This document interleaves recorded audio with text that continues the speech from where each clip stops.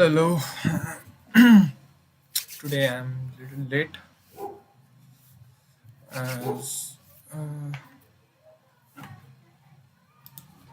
I don't know what my audio input is.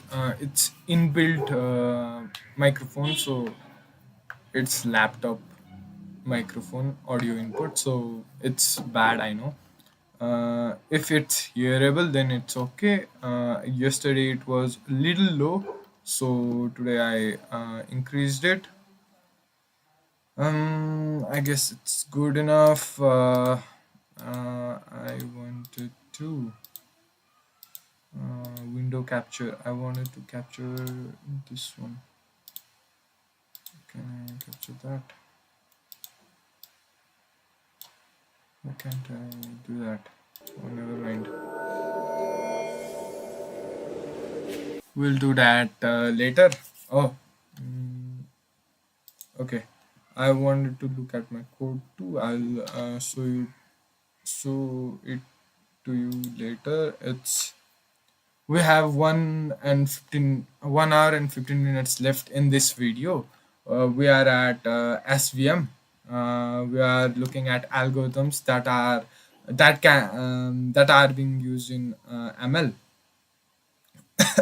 that we can use in ML.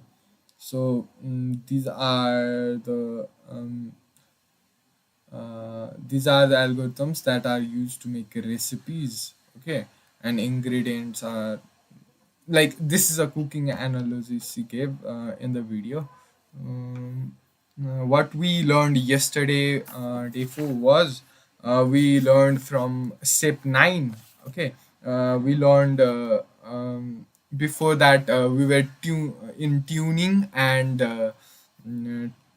tuning and debugging, I guess. Yeah, we were at tuning and debugging. Then we looked into it. After that, we were at step 9, which was to test the model before releasing it. And then she talked about classical statistics, its steps, and the need of statistics in AI, ML. So then she talked about p value, what a p value is. And she said that p value is the probability of obtaining a sample at least as extreme as the one we just observed, in a world where the null hypothesis is actually true. Okay, that was for yesterday's. And then we talked about um, testing, um, how the ML system is built. Okay, at step 10. And then training, what training, uh, what next pitfall is. It's training serving skew. Okay, and uh,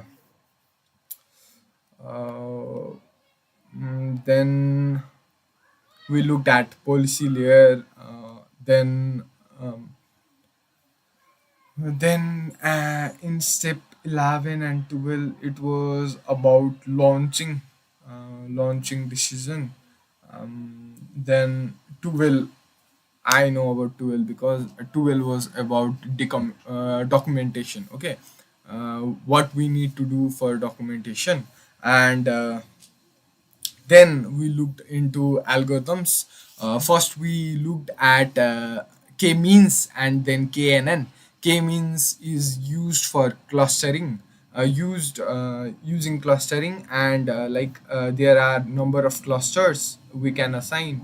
It is unsupervised algorithm learning.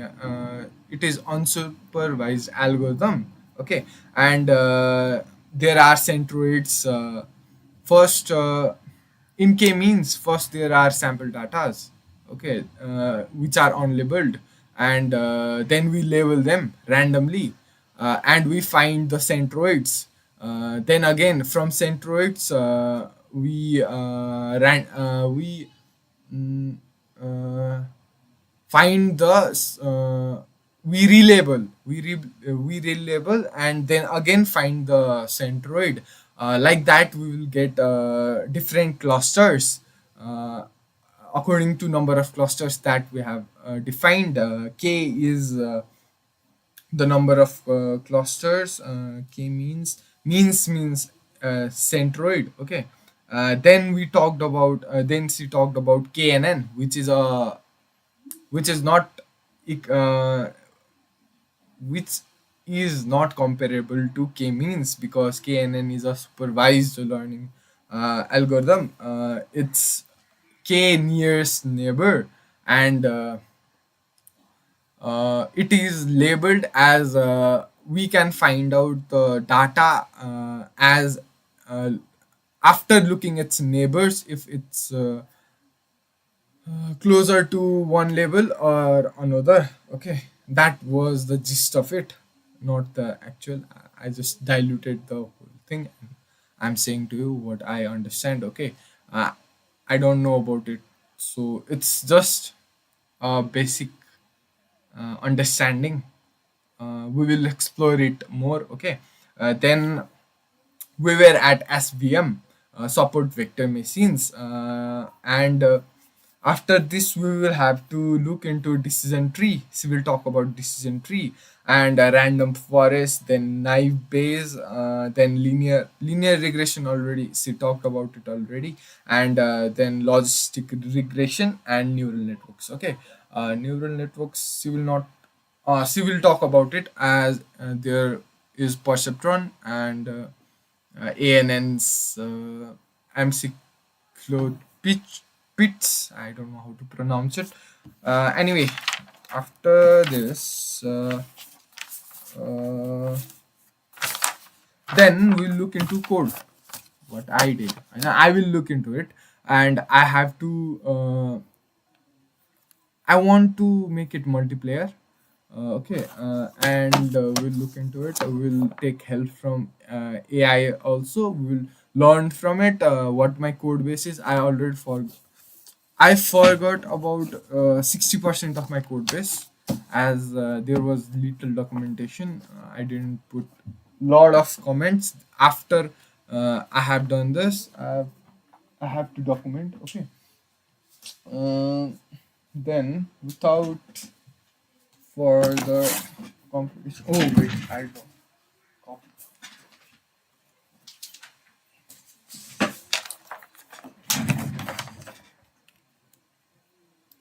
What happened?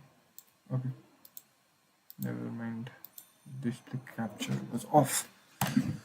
So we are already late. We'll be sitting here for 3 hours, not more than that. Mm, what should we do? We should look at Kaggle or the code base. We can do both. Never mind. We'll do both. And okay, I've got my note taking book ready. Okay, I'll write it down, some of it. Um, this is just the basic. Uh, this is just making friends with machine learning. We have to dive deep into it, and I know it's a long process. We have to have a lot of patience, and what I know will stack up later. I'll do this daily, so I will do it consistently. My consistency is the key here. Okay, and this video database I want to create will actually talk about consistency. Okay, what consistency does, and how my learnings evolve later after 100 days, after 200 days, 300 days, 2 years. Then how I will perform. What I know right now is too basic, and it will not be enough for me later. So how I will learn and how I will grow will be the key point of this video database. Okay, and YouTube, thank you for keeping this database. YouTube is very supportive. I can't say that, as when I made this channel, the verification was so hard to do. Okay, uh, let's start.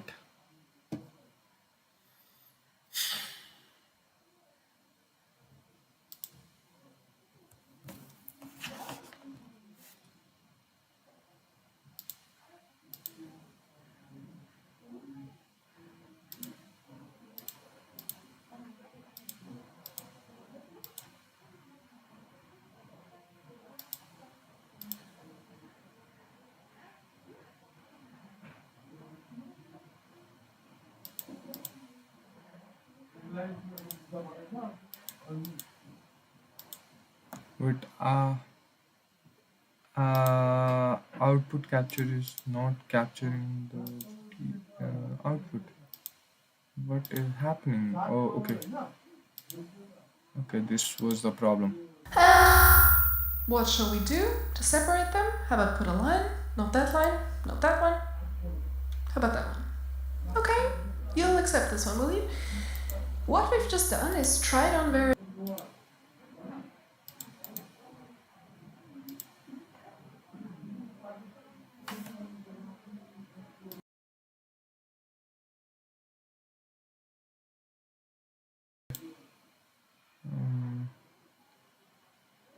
Why is this so? It was working fine yesterday. Why is it not working today? Okay, I'm trying to make it work.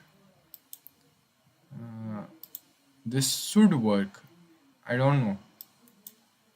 Uh, For that, okay. you get this name? Okay. Okay. Okay. Seriously? It's working. It's working. And what was she talking about? It was SVM, and why is there a perceptron here? Perceptron is the NN, right? Neural network.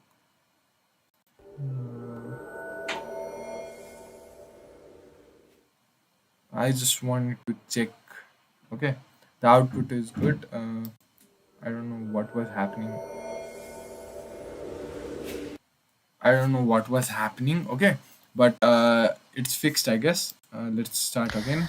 Next, support vector machines. Okay. Sounds crazy cool Yeah, it's and cool. difficult. And you'll be so disappointed to know that all it is about building walls in your data. Now, for this section, I'm going to do a fun kind of thing. We're going to develop the method step by step, so we'll go through actually multiple methods in this class of things. We made 4 of them. Each time we get an upgrade, and it's sort of a historical note also. How were they upgraded through history? And the rules for this section are that we are only allowed to use one straight thing to separate our data. So maybe it's a line, maybe it's a plane, maybe it's a hyperplane. If we want to do curvy stuff, we have to go to a different method. That's allowed, it's just not in this section. So, our application. We have a map, and we have only some of the buildings on that map highlighted here. The blue ones are shiny modern skyscrapers, the pink ones are gorgeous old historical buildings. And you are a city planner. Your job is to make a neighborhood boundary. Where is the historical neighborhood? Where is the modern neighborhood? And what shall we do to separate them? How about put a line? Not that line, not that one. How about that one? Okay, you'll accept this one, will you? Yep.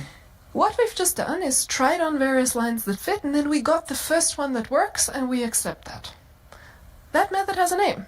Stop when you get one that perfectly separates them, and its name is perceptron. For that, you get this name. Sorry, the output was not there, I guess. Or was it? Seriously? Okay, now I'm machine learning people. I don't know what's happening. Okay, if there was no sound, then I'm sorry. Monitor and output. Okay, it will work fine. Now, you could have picked that solution. You could have picked this solution. You could pick that solution. There's lots of options. There's lots of options. How do you choose? Maybe you have a preference. Maybe you want to have a principled selection between these. Well, I submit to you PowerPoint skills. Why that thickness of line and not that thickness of line? Or maybe if we stick to the city planner example, you know that one day your successor is going to put some kind of path where you have drawn the boundary. And you don't know if they're going to put a bicycle path or a highway or what. But you notice that for some thicknesses of roads here, it smashes buildings. And you still have a heart. And you think maybe you don't want to smash buildings unnecessarily. And so you say to yourself, some of these options are unacceptable, I'm not going to consider them. And looking at this, you're like, actually there's a way I can squeeze a slightly larger road in here. There it is the biggest one I can put. And the line in the middle of that, that's the one I'm going to go for. And that is named, very creatively, I'm guessing it's statisticians, maximal margin classifier, because that is exactly what it does. It attempts to have the maximum margin around the boundary. And so that's our next method upgrade. What are support vectors? I would have called them points that matter. See, if I take this point and I smash it, it doesn't change my solution in the least. This one, I can move it off the map. As long as I don't move it too close to the road, it doesn't matter to my solution. But these ones over here, if I move them, I get a different road. Those are my support vectors, and this method is going to think about putting boundaries, taking them into account. Yep. Okay. Now, R, this is a plot in R, is known for its beautiful plotting, and this is not it. I don't know what part of the 80s coughed this up. Like, what colors are these? What's cyan and magenta, and why is this straight line pixelated in this decade? The point, though, is that R is really good for prototyping, and this is what you can get with about 2 lines of code. And with a few more, you can get the beautiful plot. But 2 lines of code and you fit and plot a basic support vector solution. That's pretty nifty. It doesn't take a lot of effort. Whereas if you tried to do it in some more serious production-worthy thing, then it would take you far, far longer than these 2 quick lines. So you try it out in this kind of environment, or some Python package if you prefer that, and then you go to the more serious thing when you're like, okay, this kind of approach is working for me. What if your historical buildings have no respect for anything? Look at them there. They're in the middle of our modern neighborhood. How dare they? We statisticians have a very creative name for this situation. Wait for it. Not linearly separable. As in, you cannot use a line to separate the red from the blue. And the previous 2 methods require you to have linear separability, so they cannot work. So we must upgrade. And our upgrade is to the support vector classifier. The support vector classifier is the kind of solution that most city planners would roll around to eventually. Okay, we'll let them violate the line, but we'll tax them for it. And so now we simply add a tax to the loss function. Things can go on the wrong side, but they do get penalized. And how much you tax them is a hyperparameter that's up to you that you're going to have to tune. So here we go in R. We can see that we have not got perfect accuracy there, but I much prefer this solution to a horribly overfitted one that tried to do some contorting around these 2 so that it did have perfect performance. I would look at that and be like, is that really going to work on the other buildings that we've left off the map? Yep.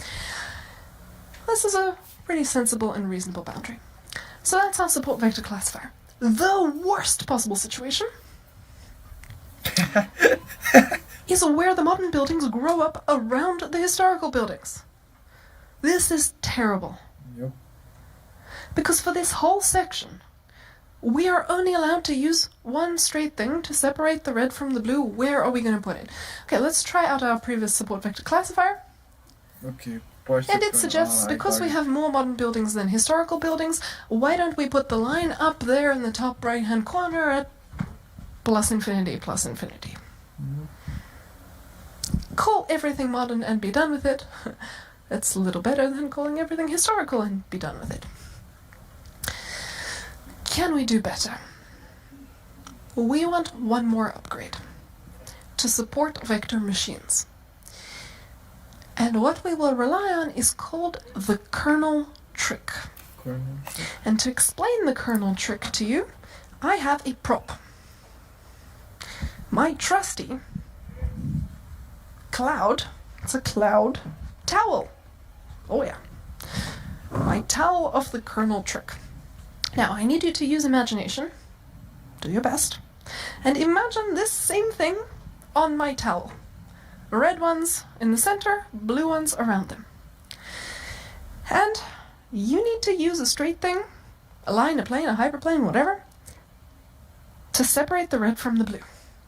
And you look at this and you look at this and you get angrier and angrier and greener until eventually you have become the Incredible Hulk. And the only solution you can think of is to punch the thing because it angers you. And what you do is you punch the space, adding an extra dimension, converting your other axes. And now I can use a plane to decapitate this thing. Yeah. Because the red is now above the blue. So that is what the kernel trick is. And let me show you another plot of that. Oh, okay. Yeah. So here I had some data points. In 3D, okay, in 3D I imagined the red one up and blue down like this and cut right through it. And make a punch and project them into more dimensions. And in this new space, I can use a plane to cut. So I'm still using a straight thing and I'm still using support vectors. It's all the same business from the previous step. It's just I have transformed the underlying space first.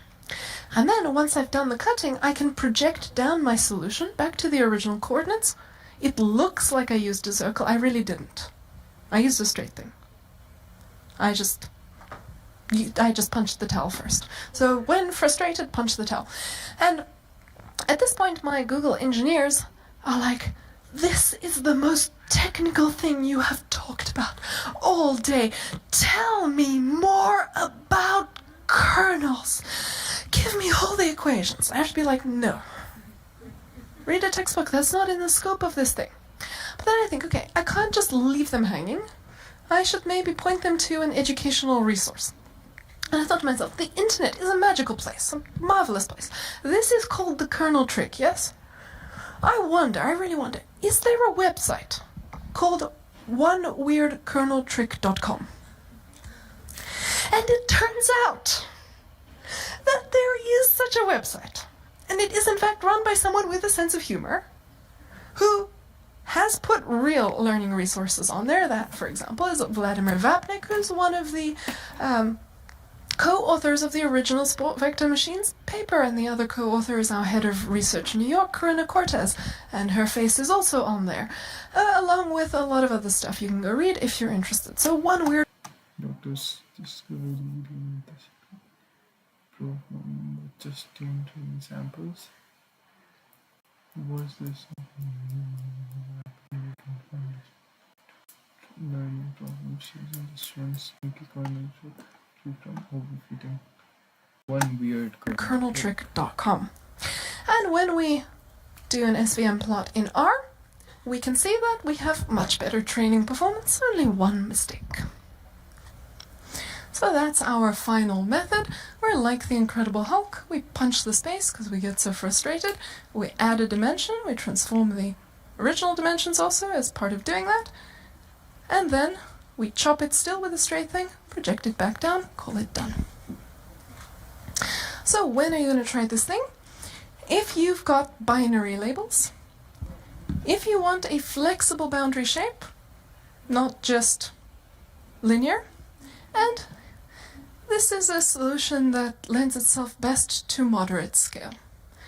If you're working with really large scale, there's another method we'll look at later, logistic regression, where at Google we have done more engineering effort to make that one scale friendly than this one. So you'll prefer logistic regression at larger scale.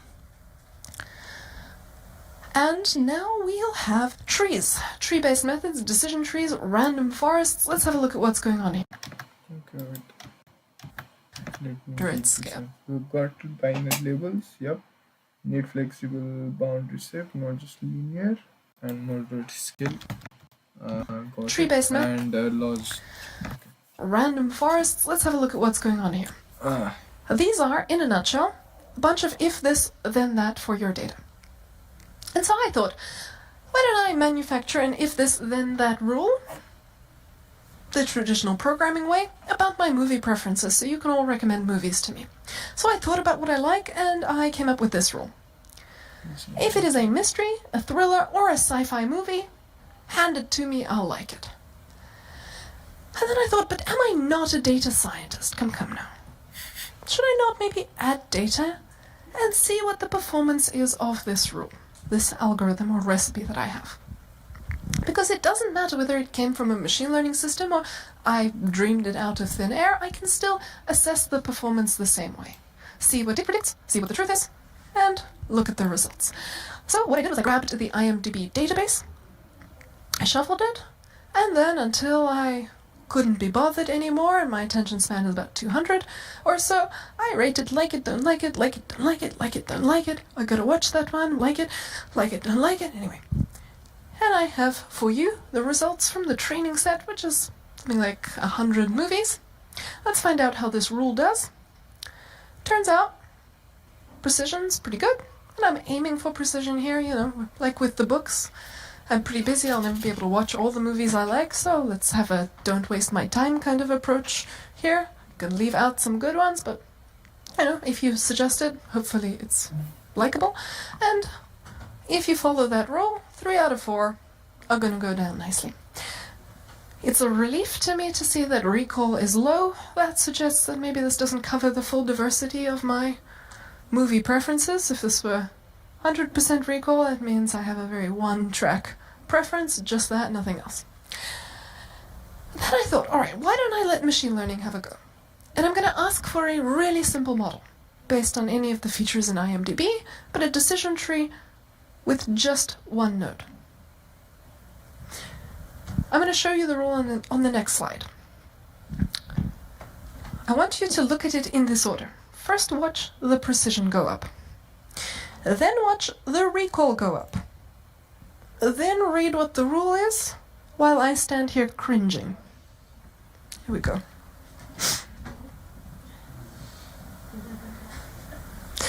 If it's long, I'll like it. Above 127 minutes, yes, otherwise no. Now, what does this mean? Well, from a data science standpoint, the only thing it means is that in these data, this rule outperforms my other rule. There is no other thing that it means. If I'm tempted to start spinning stories all about how, yeah, maybe this means something about directors investing more effort in longer movies and so the quality of the movie is whatever, or some story about how Cassie is so pretentious that... If I'm tempted to start making such stories, I need to be aware that I'm in danger of overfitting, and I shouldn't take myself seriously unless I go and carefully articulate that story as a hypothesis and then test it in another dataset that I didn't use to form this impression. And if it holds there, then it holds. Now, I didn't have to have such a simple rule. I could have gone for a slightly more complicated one. So let's have 2 nodes. Oh, dear. I'll like it if it's long, but if it isn't, let's have a thriller. Slightly lower precision, but unfortunately this now covers 2/3 of my movie preferences in that set. So, simple creature, simple creature. But I could have an even longer rule.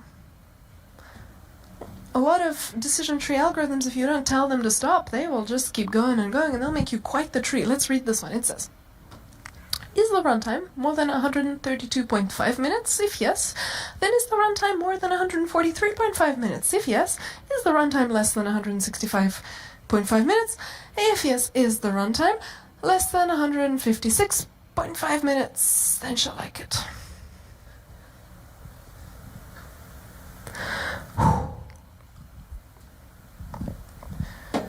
And your spidey senses are tingling, I hope. What word is bubbling to the tops of your consciousness? Overfitting. Yeah, it fits these data really nicely, but it is probably utter nonsense for the rest of reality. This rule is not going to work if I try to predict movie preferences outside this dataset, even though it works really well in training. Look at that, 84% precision, 88% recall. Now, because they tend to be implemented so they make you these big convoluted rules, you will need to run a pruning algorithm to snip, snip, snip back their enthusiasm. And you'll say something like, no more than this many nodes. How do you pick how many nodes? Well, it is a hyperparameter that you're going to need to tune. So that's why you do that tuning step. Decision trees are if this then that rules, and the resulting recipes are easy to describe to humans. Notice how I don't say interpret. I'm saying easy to describe. I mean, it's hard to beat if someone asks you, how does this thing make its decisions? I say, well, it's as simple as, is it above 127 minutes or below? Very easy to describe. But please don't interpret them without going and following up in other data and actually checking your interpretation. And a little note about interpretability. This is a hot topic for machine learning and AI. Should models be interpretable? And then there's all this fighting.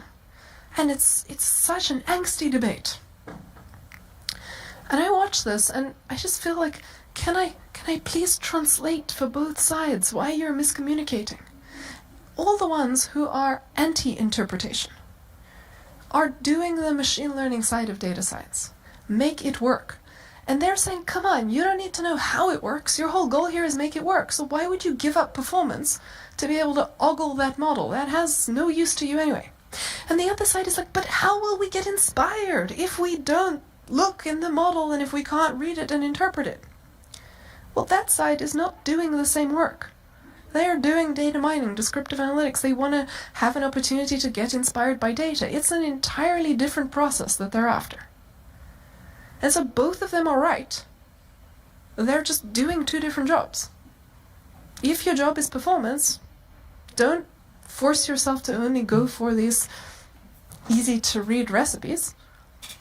Get performance and test it properly. If your job is to be inspired by data, then of course you need to be able to see what it's saying to you.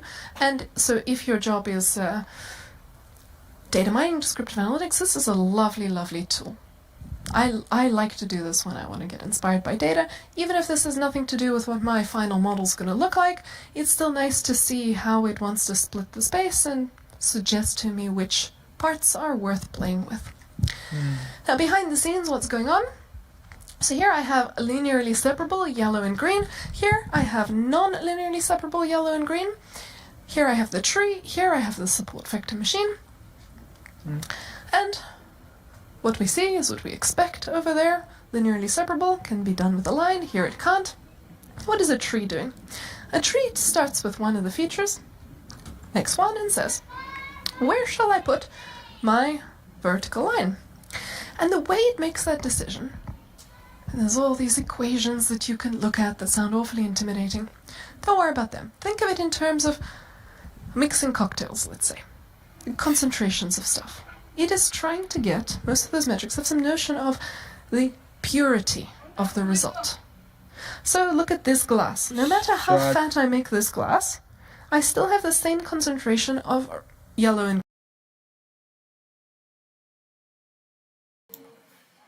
I'll go get the food. I guess I'll be back in 15 minutes. Sorry.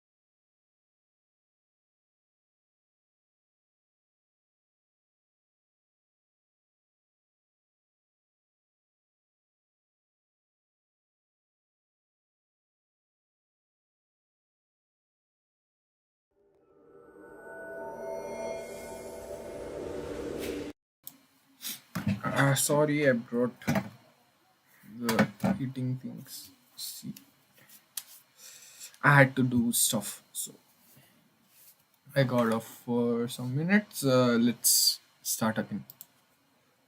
Green. Until I hit this point, and then I have a little bit more green, so my yellow concentration has gone down. So that's not an ideal place to put the line. If I wanted a purer mix of yellow, this would be the best place. And over there I have the purest mix of green. Once I've done that split, I go, alright, down this branch, anything to do? No, it's all green, so I'm finished. It stops short. How about over here? Anything to do? Well, where can I split this one so I get the purest concentration of green on one side and yellow on the other side? Yeah, that one looks good. Anything else to do? Nope, then I stop. And that's kind of how they work. And when you have this sort of space, it's like trying to tile your poor bathroom when there's a diagonal bit. Smaller, smaller, smaller, smaller tiles, too many branches. If you actually plotted this in your training data, you might be inspired to do a little rotation of the axes, and then it's whole in one. So then you can actually solve this with a decision tree because you do a bit of feature engineering. You have a lot of situations where lovers of some or other method will say, hey, you don't need that other fancy method. Look, we can do the same thing with our method. They just tamper a little bit with the features first to make the features friendly to their method, and then their method works. So you can do a lot by altering the features, or you can approach it by altering the algorithm.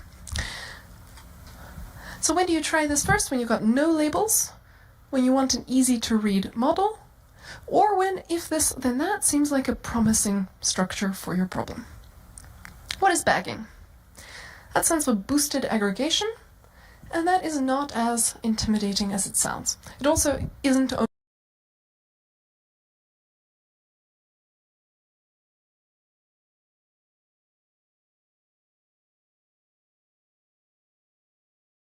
only for trees. Let's look at it for trees. The length of my dataset is the number of instances, the width is the features. What bagging does is, instead of trying to swallow the entire dataset in one go, it at random takes some instances. It makes a tree with those, it stores the tree. Then it puts back those instances, and it at random takes some other ones. So it is sampling with replacement and fitting a tree every time, remembering all the trees, and then at the end, it lets all the trees vote to give you an answer. So this one says she like it, this one says she like it, this one says she won't. Now, this has some fairly nice properties. Under certain circumstances, it actually has better performance than not doing it. But even if it didn't have a better performance, a very compelling reason for this is that you might not want to swallow your data all at once. You can parallelize all that and handle little bits of your data all separately, fit all those trees separately, and maybe that's just a lot faster. And since the performance may even be better, that's some of the black magic behind this boosted aggregation stuff, it's worth trying. Now, what is random forests? Now, that sounds like some science fiction thing, like something from Lord of the Rings or The Hobbit, like the forest rises up and marches around. Random forests is actually kind of like bagging, but on the width, not the length. And usually it's implemented with both of them. So you take some sample of the instances, and then within them you take some sample of the features, so you end up with kind of like a little square of your data, and then you fit the tree on that little one, and then you do this again and again and again. This is a really great technique for data mining, because if you run your data set through this, if all of your features are equally useless, because you're doing this random sampling, you should expect that you will see your features crop up in the trees with about the same frequency. So if you just count how many times the feature was selected by your tree, and some of them are more popular than others, then that might tip you off to pursuing that feature. So you're inspired to do something with that. Now, if we're going to allow things to vote together, why stop at just trees? Why not allow a neural network to vote next to a tree, to vote next to a perceptron, to vote next to Cassie's opinion, to vote next to your opinion? Just trees. Why not allow a neural network to vote next to a tree, to vote next to a perceptron, to vote next to Cassie's opinion, to vote next to your opinion all together and have all these opinions vote? I can change the weights on how much each vote counts. Of course, Cassie's vote gets 95% of the weight and so forth. That is called an ensemble.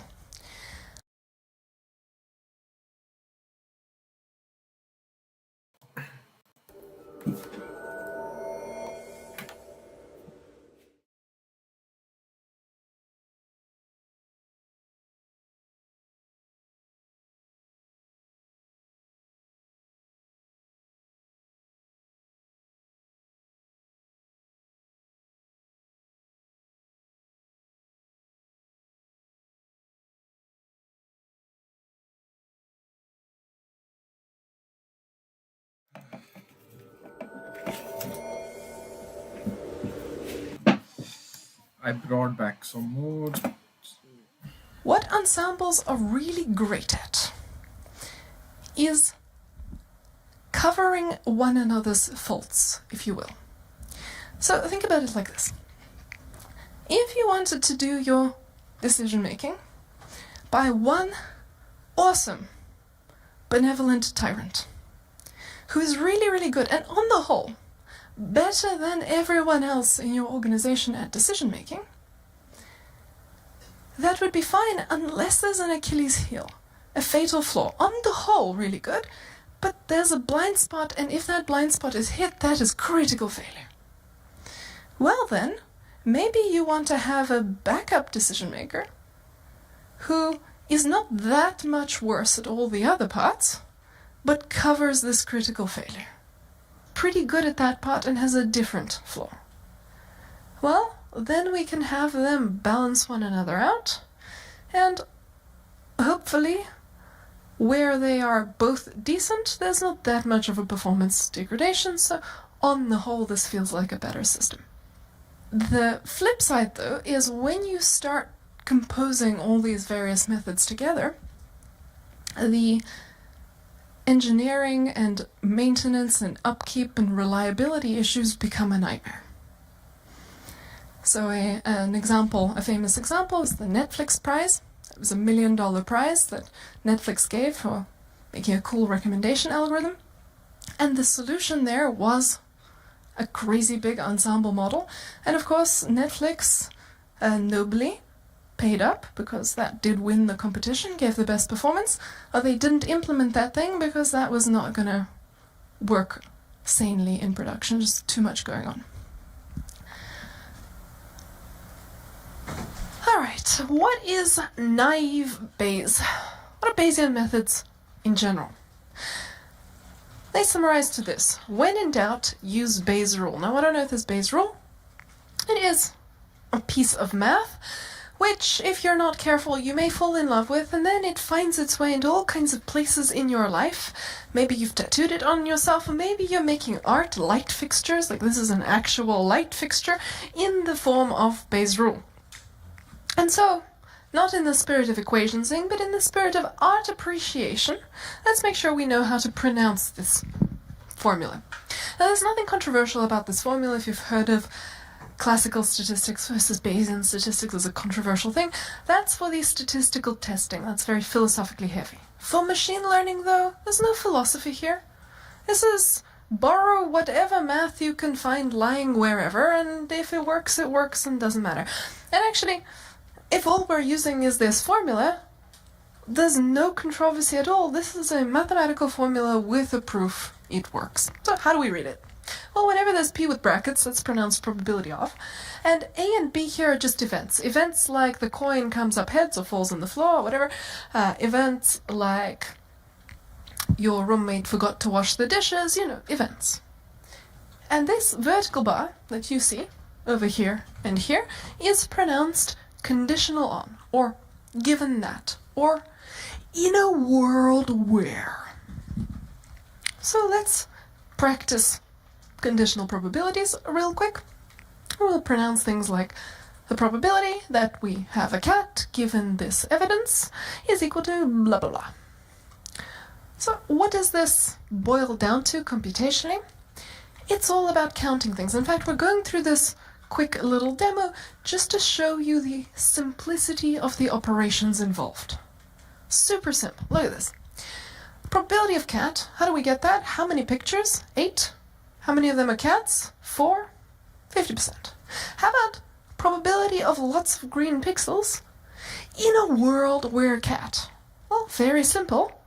We said in a world where cat, so why are we bothering with all the other ones? We only care about the cat ones.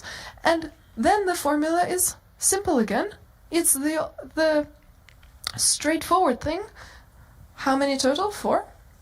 How many will have lots of green? 2. And there's our answer. Very easy to make these manipulations. So what are we doing? Dividing, ignoring, and counting. Those are very easy for a computer to do as well, and that's going to be the point. Now, naive Bayes tends to be baby's first spam classifier. That's the favorite example in machine learning courses, when you make the first spam classifier. And it's naive in the sense that it says my features have nothing to do with any of my other features. The presence of the word free has nothing to do with the presence of the word shipping. Now that's a little naive. We know that there might be some relationship between those words, and we know that if we were trying to model the universe carefully, if that were our goal, this would probably be a bad fit. However, we're trying to get the thing to work, and it might just work even if it's naive. So maybe we'll just try it anyway and see how it performs, where it's making these clearly ludicrous assumptions fine. So what's great about this thing is that it is going to use these elementary operations. And the way that these are all composed in a formula, I have a little link down there for you in the slides. Really, an undergraduate on their first day of a probability course learns all the components that you can do to put this formula together. So if an undergraduate student can do that on the first day with no background at all, it's not anything too deep. It's just composing what we had before and using some simple, straightforward manipulations, which you can find in the link. Same principle though. Counting, multiplying, dividing, ignoring. That's it, nothing else.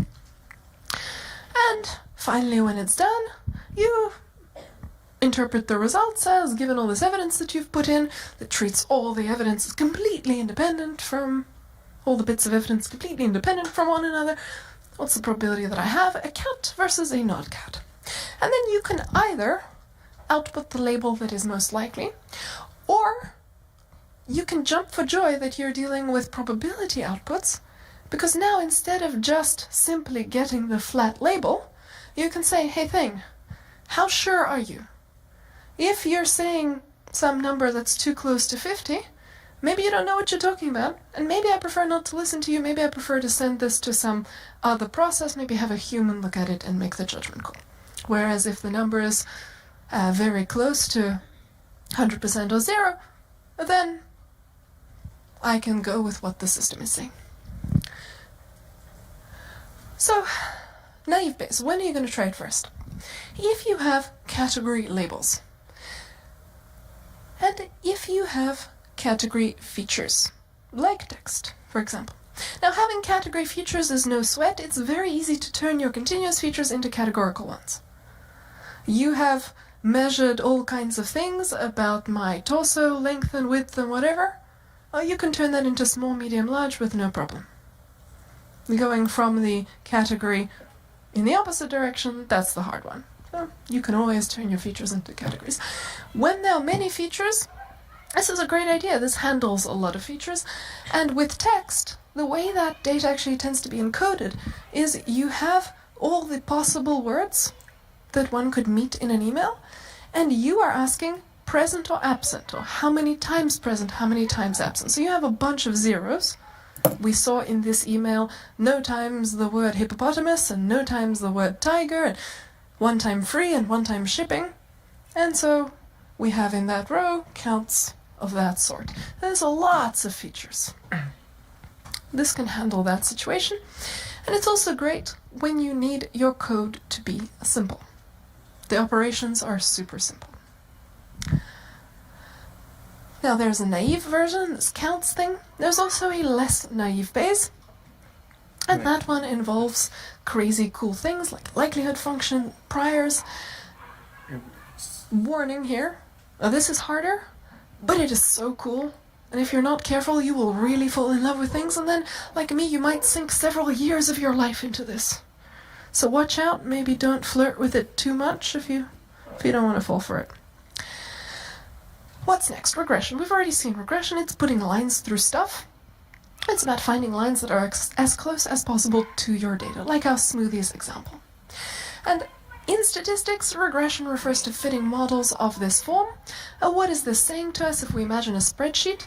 All the features of the columns of the spreadsheet. So what are we doing? We're finding something to multiply the column by. Every column gets its own thing to be multiplied by. And then once we've done those multiplications, we add it up, and that's the prediction. So that kind of form. And this has been around for a really, really long time. Why did it take 200 years for us to roll around to this machine learning business if this has been known for a long time? Well, the way you use the algorithm is different. What they were going for is fitting the algorithm and describing their universe, and there were notions of statistical testing around that algorithm. What we are doing is taking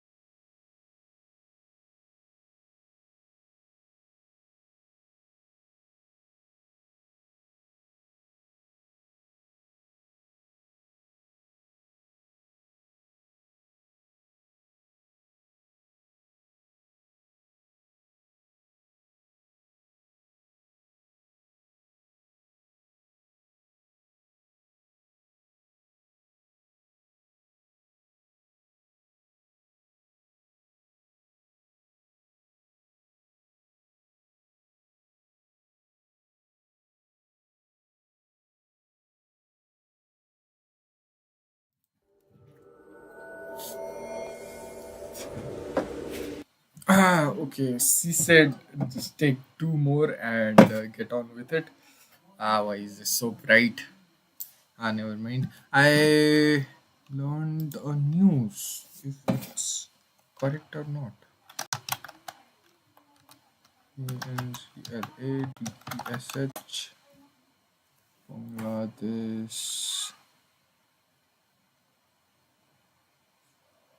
What is this chaos? Uh,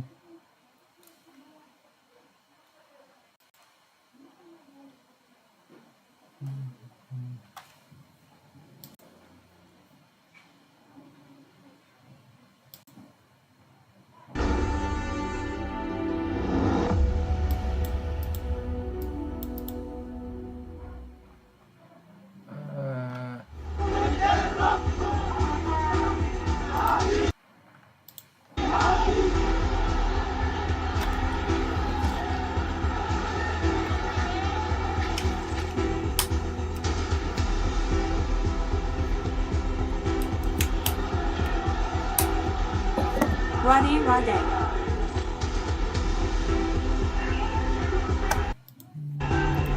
Sweden died. Uh,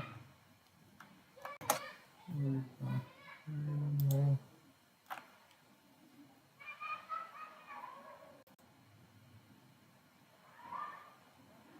Oh, he died.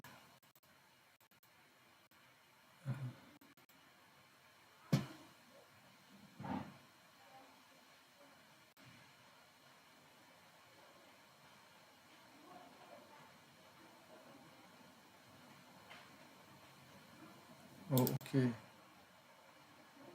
RIP.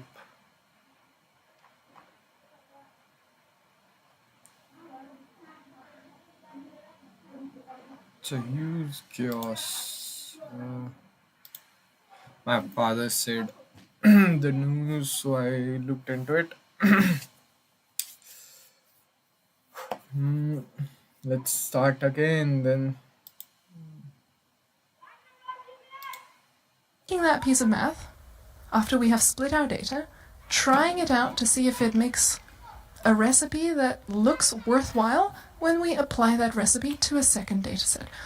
This entire machine learning thing is the result of enough data so that we can afford to split it into multiple pieces and then apply a lot of different stuff to the first piece, check if it works in the next piece, and then have a final safety check in the last piece. Machine learning is an attitude that is around splitting data, and when Gauss was starting out with this, there wasn't a lot of data to go around. When are you going to try this linear regression approach? If the output is a number, a dosage, a dollar amount, something like that, a calorie count, and if the value of the feature is more meaningful than just a threshold. And to explain this, let me tell you another little story about developing this course. In the early days, I didn't have these slides, the try it if slides. And I remember presenting this in Zurich, and we have some lovely Googlers in Zurich who are really kind and want to make sure that my flight home is as entertaining as possible. So I got some emails from them that went as follows. Hey Cassie, we see you like long movies. So have you heard of this 6-hour movie? And have you heard of this 5-hour long movie? Very kind, but it's a fundamental misunderstanding of what the decision tree model before was saying. That model doesn't say the longer the movie, the more I'm going to like it. That model says, if the movie is above 127 minutes, recommend it. Otherwise, don't. There's nothing about the value of the feature being more meaningful than the threshold.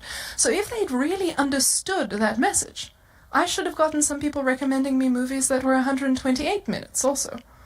Or, 2.5 hours, not straight to the 5 hours. That kind of reasoning of every additional minute adds an additional bit of goodness, that is reasoning that is consistent with this sort of model. This kind of model is the one that says longer is better. For every additional gram of carbohydrates we add to the mix, we get more calories. It's not just like there's a threshold. If we're above 40 grams of carbohydrates, it's infinity calories already, and we should all panic. So this one, it has the structure of adding a little more gives you a higher prediction. Now, the simple linear regression thing does not transform any data for you. It just takes those columns, finds something to multiply them by, and off we go. But there are other flavors of regression, more interesting, complicated ones. Here are some popular ones you may run into. Kernel regression, you already have a sense of what that might involve now that you know what kernels are. The one we'll look at is logistic regression. Logistic regression is one of the most popular approaches to binary classification. And we really love that here at Google because it is very nicely scalable. So binary classification here, at enormous scale, we like this kind of approach and we like neural networks also. So let's have a look. We're going to apply this to an utterly made-up example involving, can knowing the hours that a student has studied help us guess whether they are going to pass or fail an exam? Let's see our data. On the x-axis, we have the number of hours they've studied from 0 to 40. In blue, the ones are passes, the reds are fails. And as you're looking at this, you're like, of course hours of study has nothing to do with passing and failing. Of course. Or are you looking at this and thinking, yeah, there's something to it? I'm seeing that it does look like there's a little more failing on the low end of the study spectrum and a little more passing on the high end. So let's see if we can make a model. We're supposed to be in a putting lines through stuff section, aren't we? So let's put a line through it. Now, we would love to interpret this as a probability. We've seen already in that previous section that it's nice to get probabilities as output. But let's read. If I study for 2 hours, I have what? A negative probability of passing? That doesn't even make any sense. Probabilities can't be negative or more than 100%. So if I insist on getting a result between 0 and 100, I'd better try something else. So here's what we're going to do. Logistic regression. And I'm not going to show you what's happening there behind the scenes, details. I'm going to show you essentially how you should think about this, and especially at scale. What you're going to do is you're going to do something like a predicted probability in the sample probability of passing at each hour. And then you're going to do a little bit of converting those individual things to a different scale entirely. So you push them through a different function, and I've actually grayed out that function. It's the logit function. You don't have to even worry about what that function is. The point is simply this. When you have done that transformation, does it look like a shape that we are familiar with? It looks an awful lot like a line now, doesn't it? And so now in this converted space, our studied versus this logit, whatever on earth it is, we can fit a line model to it. Great. So we can use this model to predict this logit thing. Was that what we asked for? No, we didn't want a logit. So let's undo the damage. Let's take this model and convert it back to our original coordinate space. So it's like flip it, fit, and reverse it. And when we pass this thing, this line, through another function, ta-da! That looks a little more through it, right? Sigmoid function. E by 1 plus e power minus 1. Minus x. Here, this looks like a sigmoid threshold function. This lovely S-shaped curve. These S-shaped curves, they are called... What is a psychoanalyst's favorite mathematical function? Sigmoid Freud. It's too late in the day for this, isn't it?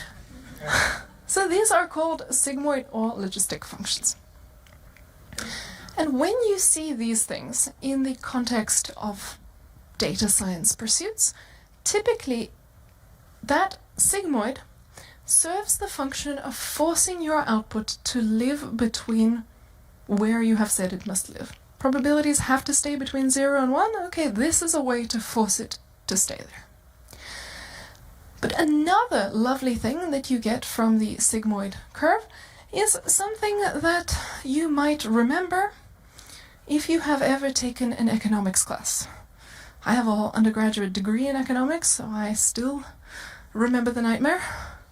So who's taken an economics class? Anyone? I see a few hands. So do you remember really early on there was a law of something? Diminishing marginal returns. Exactly. This is a way of algorithmically, mathematically putting diminishing returns into your model. So let's read what it says here. If I study for 20 hours, pass-fail for me is touch and go, right close to 50%. But let's say that I study an extra 10 hours over that. Look, my probability is pretty close to 100% of passing. I'm pretty sure I'm going to pass. So if I put another 10 hours in over that, am I going to be again that much more likely to pass? No, I'm already passing. Or, if you want to put it a different way, at 20 hours, it's touch and go. If I reduce by 10 hours, I'm failing, so I may as well not study. Standard undergraduate logic. So diminishing returns is encoded nicely in this model. So you get to peg your output where you want it, you get diminishing returns from your sigmoid functions. And this is more like a model of probabilities, and again, to classify new instances, either we can simply assign whichever label is more likely, so if it outputs for me 0.55, then I will call it a pass, or I can say 0.55 means you don't know what you're talking about model, let's call that the I'm not sure zone, and actually ask a human for their opinion. So logistic regression is a great tool for binary classification, and it works well at scale 2, including at Google scale. We use logistic regression a lot around here. Now, it can also work not only for binary labels. There's a version that works for multi-class classification, and that is multinomial logistic regression. So it's not only pass, fail, or cat, not cat, you can also use it for cat, dog, bear, elephant, giraffe. So this one, the binary one, works for binary labels. You can also do multi-class, and it's a good choice when you have that sense that diminishing marginal returns is part of what you're dealing with, and it gives you probabilities out, which is very nice, and probabilities are pretty useful for ranking stuff. Like if you want to serve the user the song that they are most likely to listen to next, so for each song you predict the probability that they're going to interact with it, and then you can order it by the probability results. That's one simple way to do some ranking. The last section is neural networks or deep learning. I make it sound like there's a choose your own adventure element, one or the other. They are actually pretty much synonyms. Deep learning refers to neural networks with more than one layer, or deep neural networks, and deep neural networks were named when there wasn't much computing power to go around, and so we could barely dream of having maybe 2 layers. We stick with 1, but like maybe one day we can achieve 2. We shouldn't even hope about 3. Today, they've all got many. They've all got more than 2. The real ones, the production ones. They might have thousands. So they're all deep. All neural network stuff is deep learning. Feel free to use this as synonyms. Alright, so we're gonna dive into this. And a small disclaimer. We shouldn't even hope about 3. Today, they've all got many. They've all got more than 2. The real ones, the production ones. They might have thousands. So they're all deep. All neural network stuff is deep learning. Feel free to use this as synonyms. Alright, so we're gonna dive into this. And a small disclaimer. At the end of our less than half an hour section on this topic, your understanding of them will not have improved at all. Hopefully, if I do my job though, you will understand why that is and you'll be okay with it.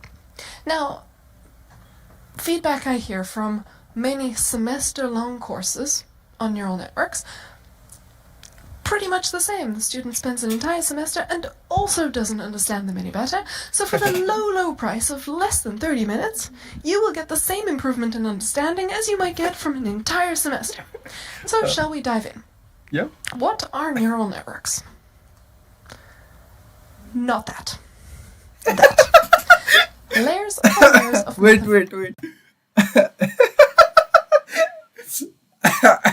Yeah. Magic. Not that. Not anything magical. Just a lot of operations stacked together. And let's see an example, and I don't want you to take this example too seriously. This is just an analogy that's going to get our thinking started. So let's have a look. In case you didn't realize that it's a really bad idea to let me into the kitchen, we are back with a cooking analogy. So we're going to have some features, and they will be of plant, animal, or artificial origin, and they're going to vary for each individual instance. So think of this as the column headings in your spreadsheet, so your spreadsheet is sort of turned this ways, in my example. And our first instance has, for its plant, some broccoli. You know how much I like those sardines, so that's our animal ingredient. And for artificial, we have mint-flavored candy canes, because I submit to you that there is nothing natural in these things. And then what do we have? We have an output layer that is going to output something like tasty or not tasty, as our label coming out. And inside we have some hidden layers, which are thus named because they are hidden for your own good. Because if you look into the hidden layers, the abyss stares into you. So, good advice. to leave them hidden, but we're not going to take that advice today. We're actually going to look inside them and see some of the units in these hidden layers, also known, if you prefer the more futuristic sounding jargon, as neurons. And the role of the neuron will be played by a blender. So what are we going to do? We're going to take our individual ingredients here, but we're not going to take the whole ingredient all in one go. Can of sardines is much too precious. We're instead going to take some weight, some amount of each ingredient, and we will put them all into our blender, and we will blend them together. And I know what you're thinking at this point. You are dying to taste it. Indeed. And think of the taste test as the point where you're going to decide whether to allow this unholy mix to move forward or to not use what's there at all. This taste test is kind of like the activation function in neural networks. We take the thing that we've blended up and we do some kind of transformation to it, in this case using our taste buds and asking ourselves, is it good enough to move forward or not? So think of that little taste test as a little twist on the plot, adding a little bit of non-linearity, and I'll tell you why we do that shortly. But it's a taste test, we taste it, apparently it's yummy, and it gets to move forward in its entirety. Yep. Now I'm tired of writing the word weight, so I'm going to indicate the weight with the thickness of the line. So far so good. Everyone has blended stuff, yeah? In different weights and ingredients, yeah? Good. Next, we have another unit, or blender. And we're going to take other weights of these same ingredients, blend them up, taste it, that doesn't go forward, and then we'll have another blender. We taste that, it's delicious, and there's more in the next row. We blend up these various mixes in various amounts. We taste all of them. Some of these go forward, we blend those up in various amounts, we taste that, and there's our result. Whew. Now, all of you have been in the presence of a blender. Maybe even 7 blenders, all at once in a store. You've all done blending. So no part of this is complicated, intellectually speaking. But if I ask you to express to me what on earth is in this vat, especially since now you have to express the taste test procedure as part of that recipe, you realize that your head is spinning a little bit. See, if we didn't have the taste test, then you could just say, well, actually, how much of each of these ingredients did we use? And you could just collapse the recipe down to, but why have all these different blenders? You could just collapse that down to effectively one blender. And then it's not a very interesting recipe. But with the taste testing, now it's something more complicated and convoluted. You have to write the whole thing out. And if I ask you to explain it to me, that is why you don't understand neural networks.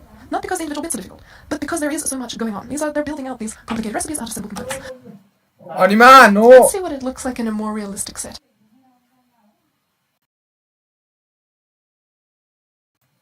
Damn. Setting.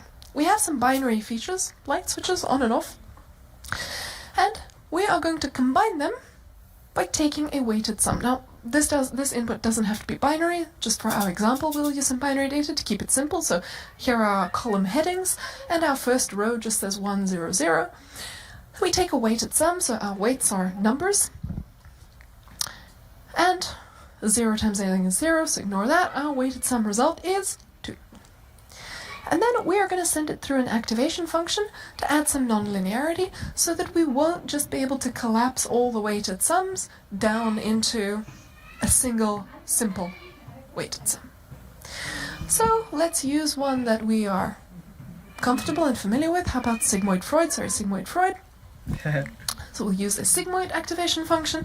So all we do is we find the 2, we put it in, we get 0.9. You don't have to use that activation function.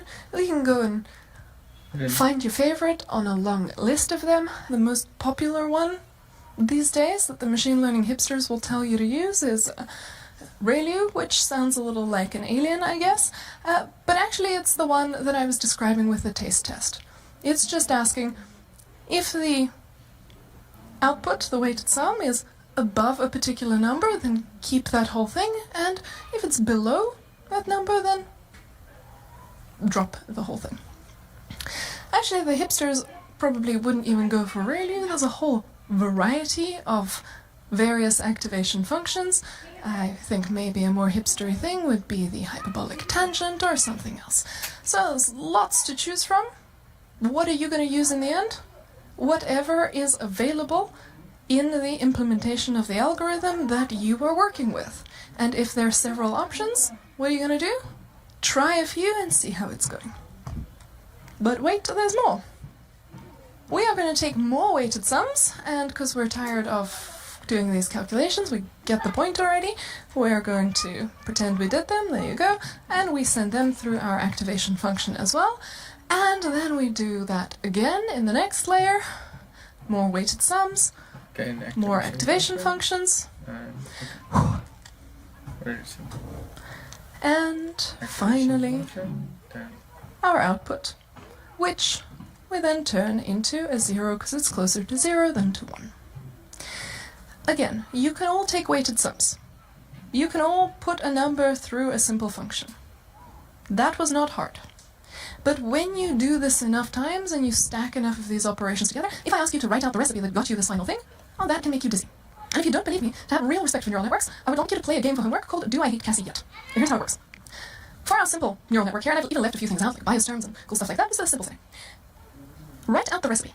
In symbols, or you can fill in the values if you want. Write out the recipe that takes you from your benign binary inputs to the final output. What is the actual recipe over here? Not in terms of the operations, but in terms of mathematically with the logs and all that good stuff.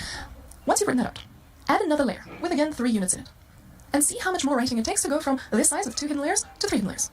And you'll notice that your writing has more than doubled. But do we hate Cassie yet? If not, add another layer. And if you don't hate me yet after that, another layer. And another one, and if you get to 7, I'm super impressed. Because at some point you will be like, I have better things to do with my life. This is an annoying, long recipe that I have no desire to read or interpret or look at.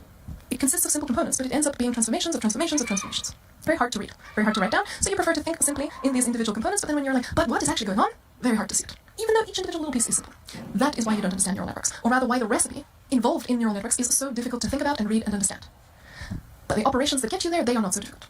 And TensorFlow makes you program in terms of these graphs and these operations rather than that recipe altogether. And why all these transformations? What do they get for you? Well, let's go back to our city planning example. With our historical buildings and our modern buildings, remember that example with our support vector machines? There it was bad enough that we had all our red things all clustered in the center and the blue things around them.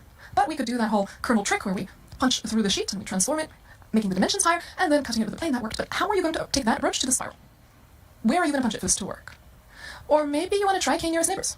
How many nearest neighbors, and at what point will it break down and start finding neighbors that are from the wrong spiral? Or where do you want to do the decision tree here?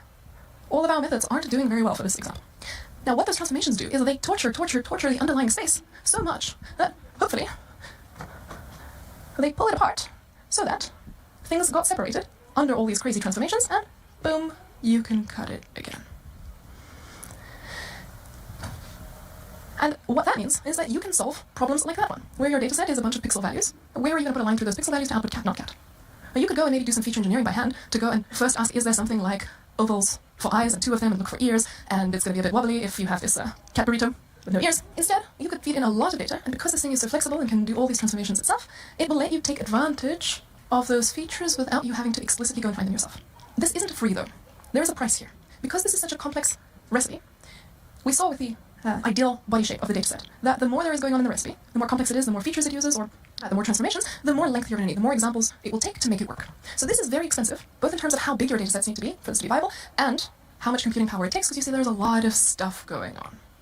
If you don't have a lot of data, you just simply might not be able to take advantage of this really powerful algorithm. Now, another thing is, when it says it exploits complex structure, and it finds those eyes and noses and so forth, this makes it sound like they're going to do that and show you what they're doing. They're not. Just behind the scenes. Might take advantage of stuff like edges, shapes, triangles, ovals, but you won't know what it's doing. So it'll be up to you to make sure that you really pick your test conditions carefully. Really think about the dataset. Which images are you going to use to make sure that this thing actually does work the way that you expect it to work? Check your dataset to make sure that there isn't something in there that is found instead of the label that you are looking for. Like in our earlier example where all of cat 1 had radiator and all of cat 2 didn't have radiator in the background. Make sure there is something special about your data, especially when you work with methods like this that don't lend themselves nicely to interpretability. It's really, really important to do profiling of your input data, profiling of your outputs, and think about what's going on there. Please do check, don't trust blindly. Now, what is there before we begin with this method? From the architecture, the settings that you set up how many layers are we going to use? Is it 1, 2, 3,000, whatever. You also choose how many units are in each layer, and it doesn't have to be the same number of units in each one. And you are going to choose the activation function that you'll use. So that's all there before you begin. From each data point, you get the actual values. So if this is a row in your spreadsheet, these are the column headings, and the first row has 1, 0, and 0 in it. And then as this flows through your network, the values inside the hidden layers are also determined by that particular example. And so as your network evolves and changes and learns, because it will learn from each individual data point in the simplest implementation. And then you might have the same input values for two data points, but because the network has changed in between them, you might have different hidden layer activations. So that's all from the individual instances. So what is the part that we're learning? This is supposed to be machine learning, deep learning. What's the bit that's being learned? What do I hear from you? The weights, that mess.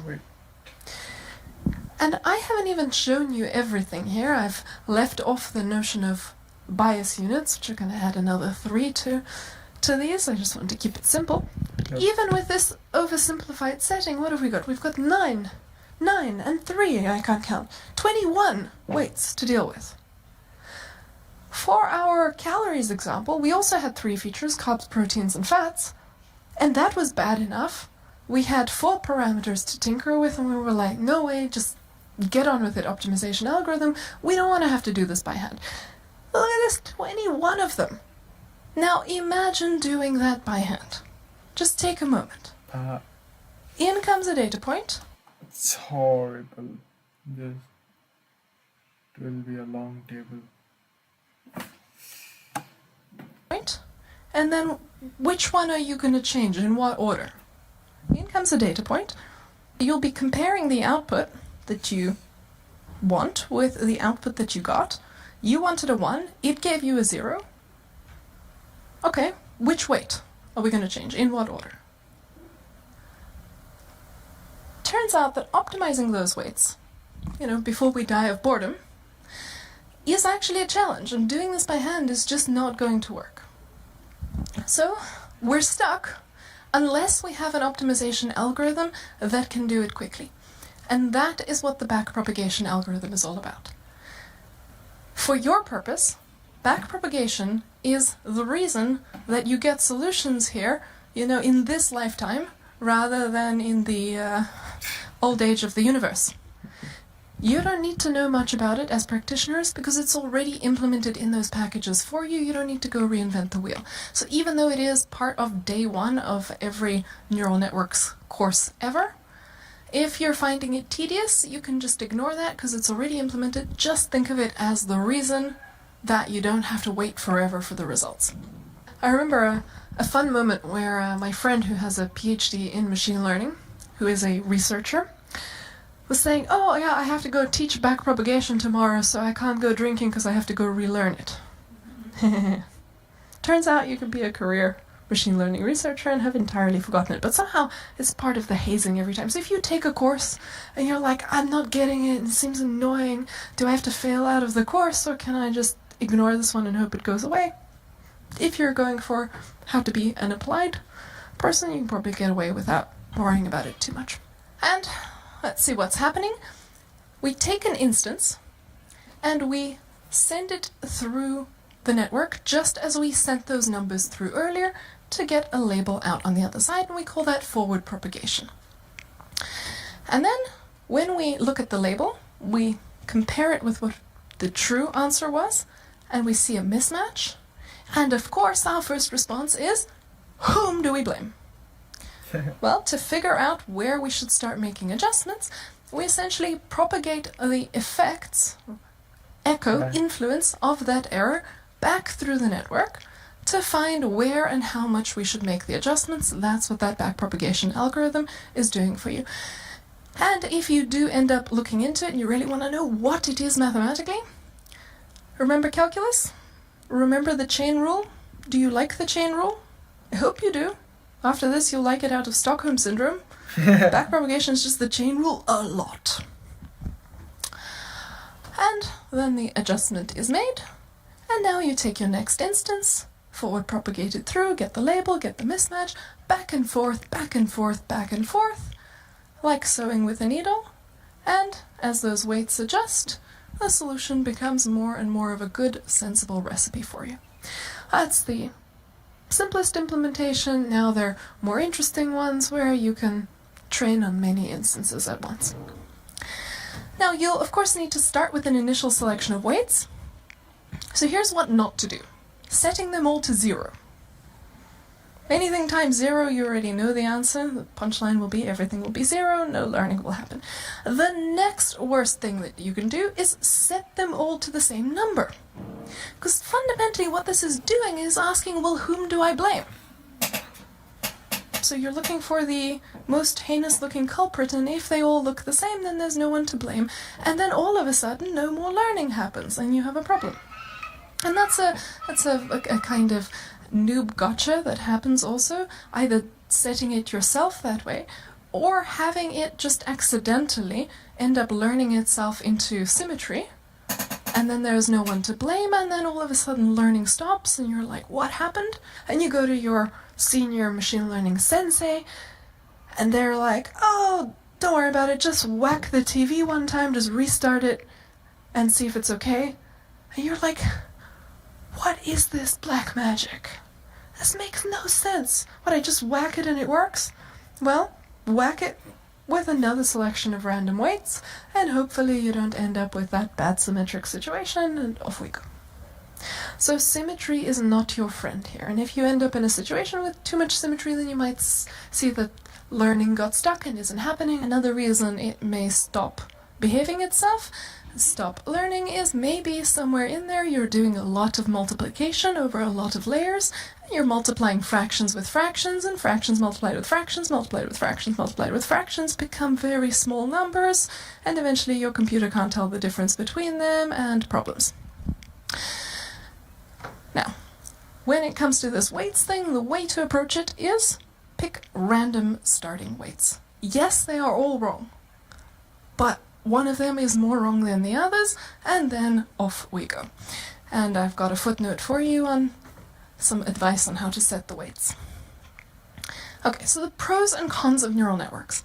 The pros are that these complex transformations have so much flexibility that if everything else has failed, these still might succeed. They are best at fitting. So what's the con? What's best at fitting is also best at overfitting, exactly. And not just that. Remember the limbo, the overfitting limbo that you can get stuck in? Well, to work with these things takes more engineering effort and more computing resources, and so now you are riding this limbo merry-go-round, but you are riding it slowly, very slowly, and that is a painful existence. So, you don't want to start with these if you have no reason to suspect that everything else is useless. You only want to be playing this game if you're pretty sure all the simplest stuff isn't going to work out for you. Now, how do we pick the architecture in practice? There's all kinds of advice out there on the internet, things like for input units, it's going to be your number of features, for output units, the number of label classes. For the hidden layers, start small. Why start small with the hidden layers? Overfitting. Even here, even within this class of algorithms, fewer hidden layers is a simpler algorithm than more hidden layers. And if you don't believe me, do that homework exercise of Do I Hate Cassie Yet? And see just how much more complex the recipe gets as you add each layer. And hidden units, there's all kinds of crazy cool different architecture options. Some simple ones would be same number of units in every layer, so like a pipe, or like a triangle, a funnel, where you start big and you get fewer and fewer as you get to the solution. But there's many others. Why even listen to me when you can play with it yourself? You're like, I don't want to play with it myself because you just told me it's so much effort to try coding it up. We have a fun thing called TensorFlow Playground. You can click on that link, and then you go be the architect, and without writing a single line of code, you can go and see how different architectures affect the solution. So you can say, I want plus 4 hidden layers, and I want to put 8 neurons in the first one, and I want to put 2 in the second one, and 3 in the third one, and so forth. And you're like, what activation function do I want? I want the hipster one, or I want the standard one, or whatever else. You take that from the drop-down, and you see how that affects your results on your output. And you'll see that there are going to be different scores for training and for testing. And you'll notice that you tend to do better, less loss, in the training than in the testing. Now, at the end of this section, neural networks might feel like a black box to you. And I hope that now you're okay with that. Now you understand why. There's a lot going on. Lots and lots and lots of operations. And so, it's okay, don't worry about it. Don't try to read the recipe that comes out, especially if you have 1,000 layers and in each one there's 1,000 units. I mean, that's the sort of scale we're talking about with the big applications. Reading that recipe is going to make no sense at all to you. That's okay. Remember, at the end of the day, proof of the pudding's in the eating.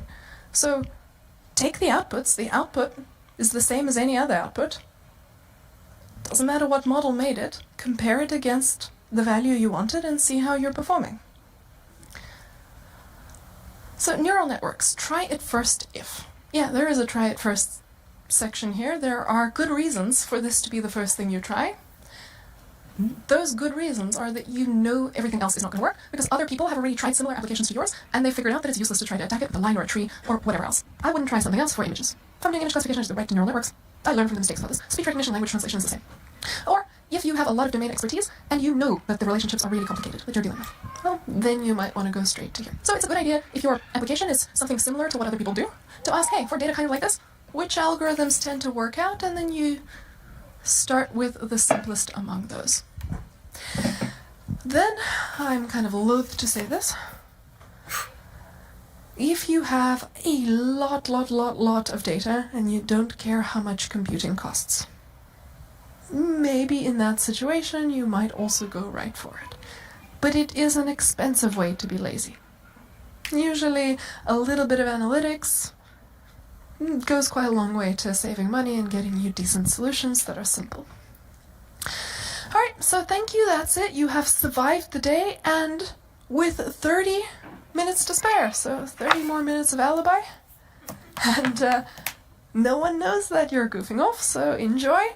Thank you so much for being here, and I'm here for questions.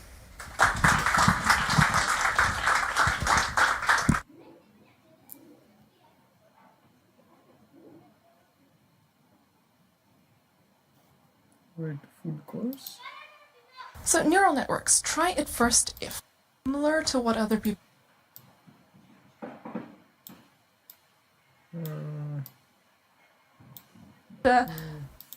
no one knows. Thank you.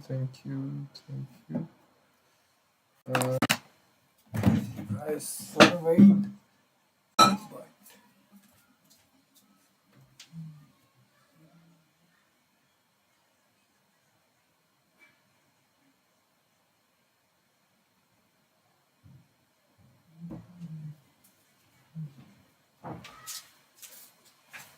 But I forgot to bring water, but okay. Thank you for this. And what is this?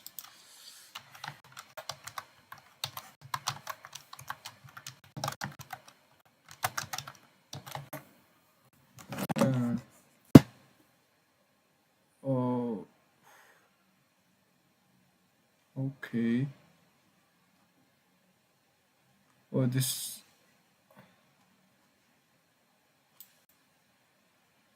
are all the videos separated. Okay.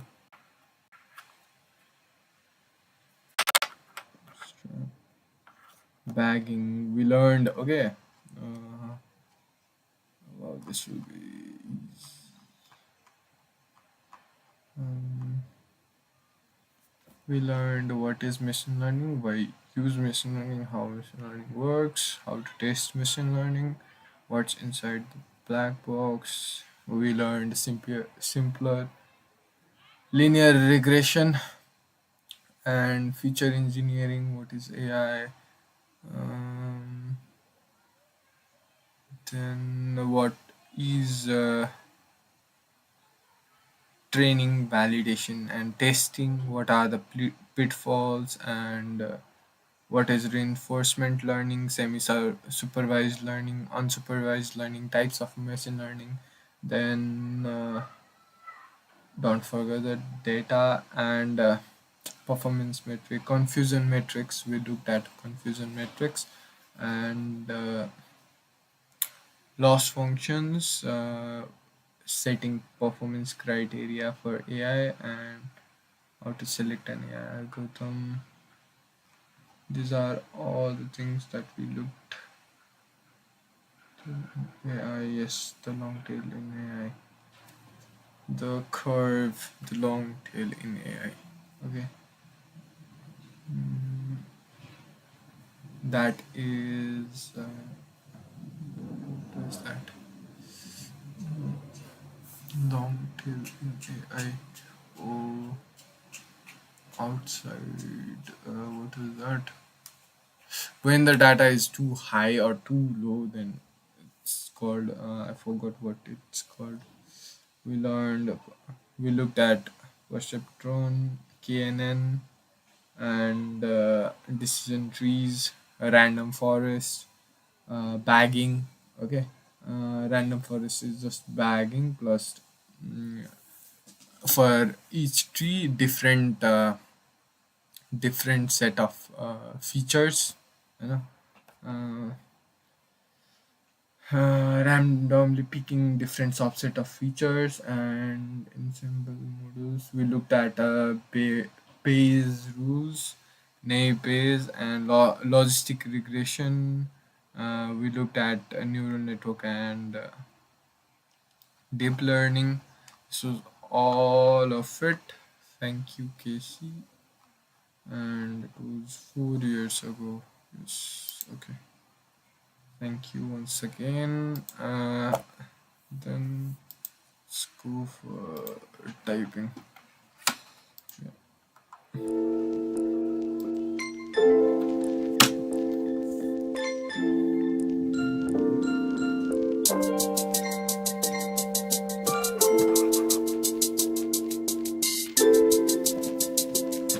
6 for one more. Hey, we'll look at Kaggle.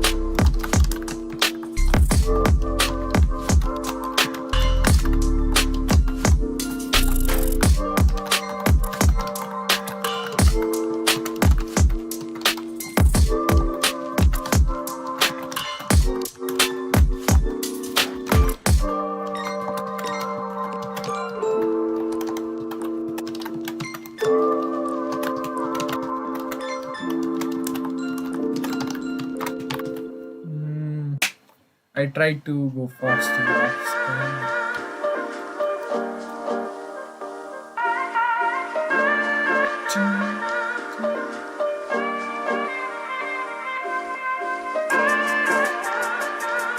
It was not best.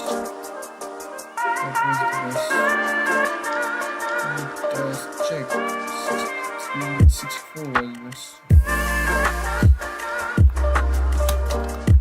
If I had more patience, then it would have been best.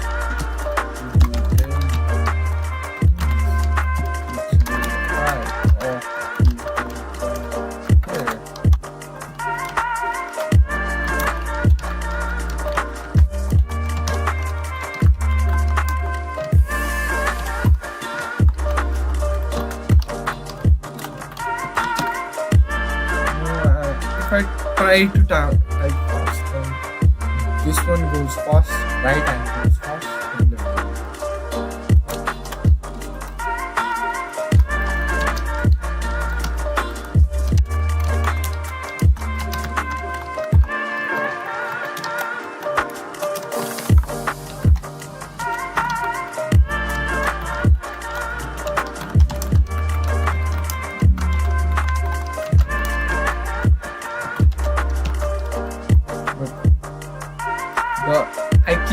catch faster than eat. That is what's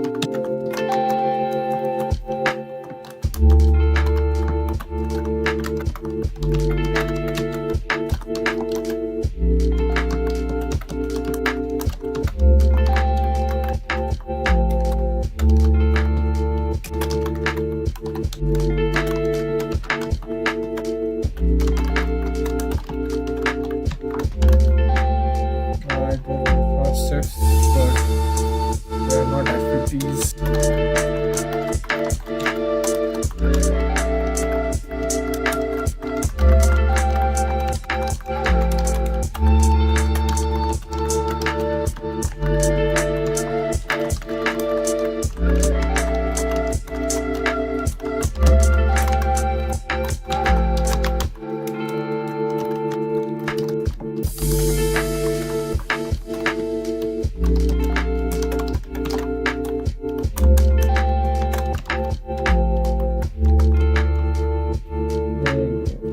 It was such a good run. I started looking for.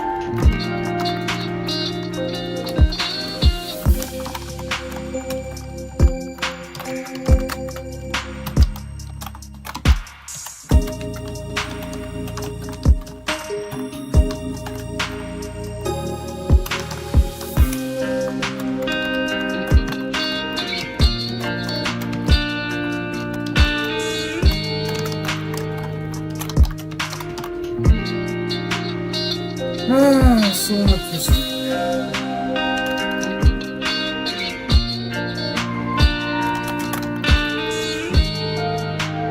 Not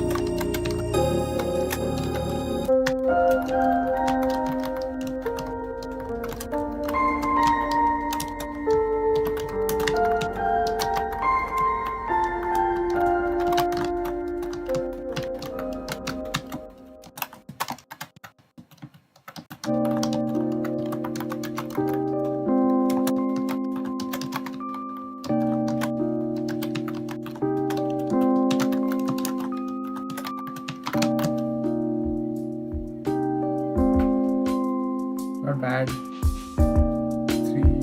I need three faster. I did a mistake. I said. Oh, I didn't even realize. Ah,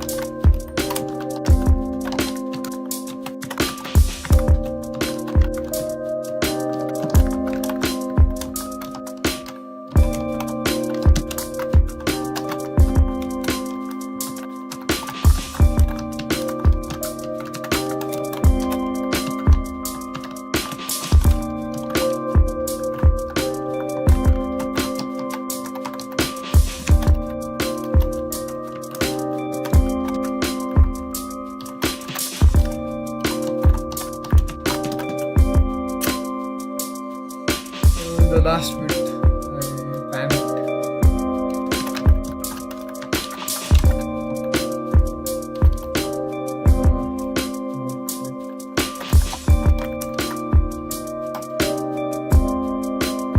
I have to think about getting this space.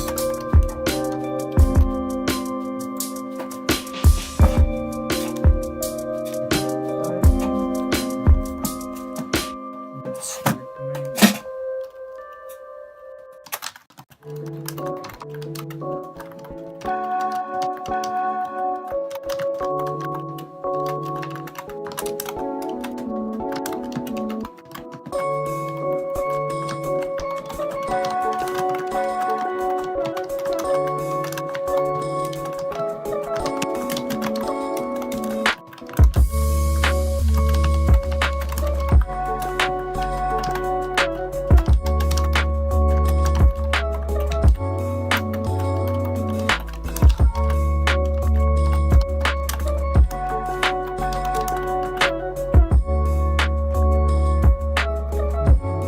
This this hand has already fatigued. I can't keep.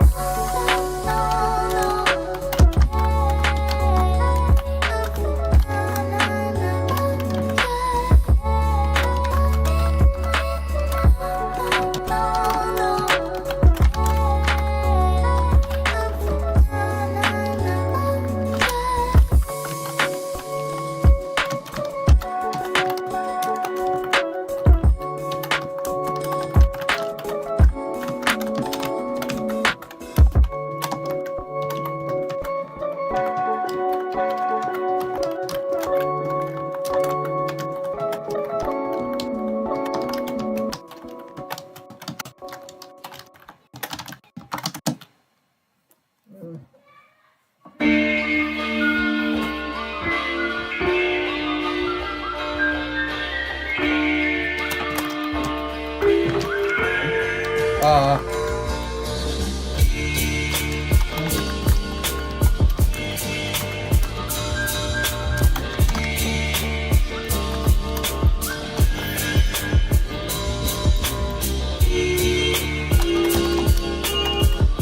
here one's the.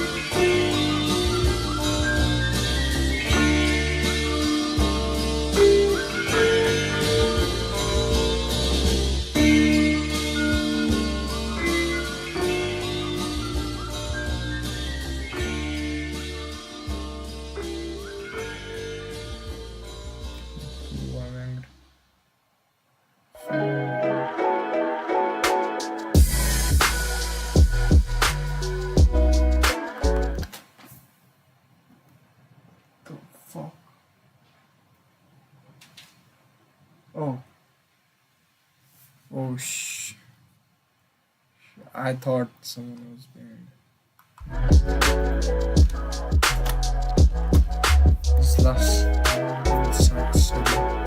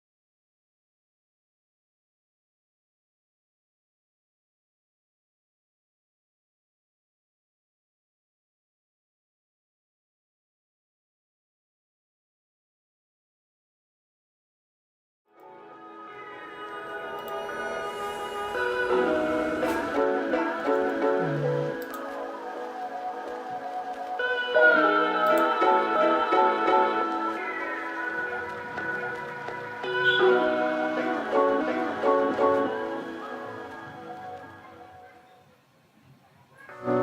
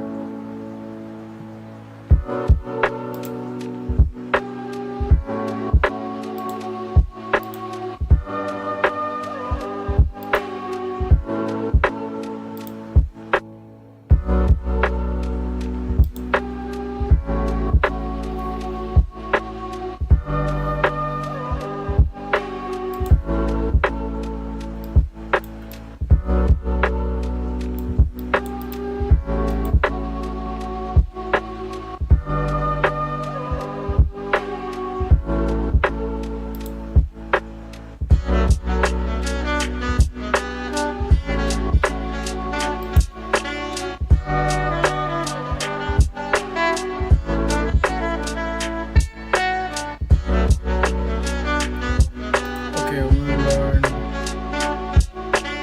entries in this course.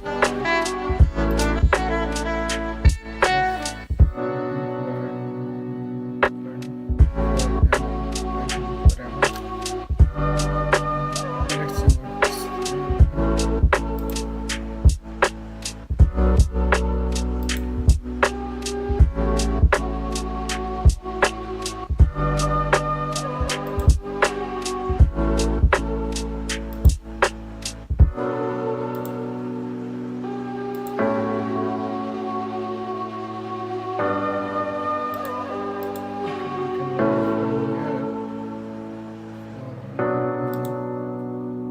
what go with Python's course. Python.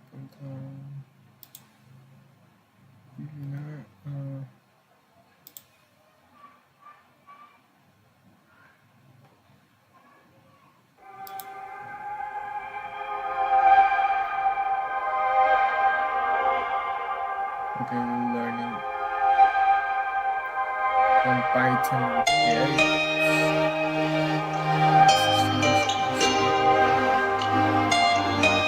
AI assistant. One Python for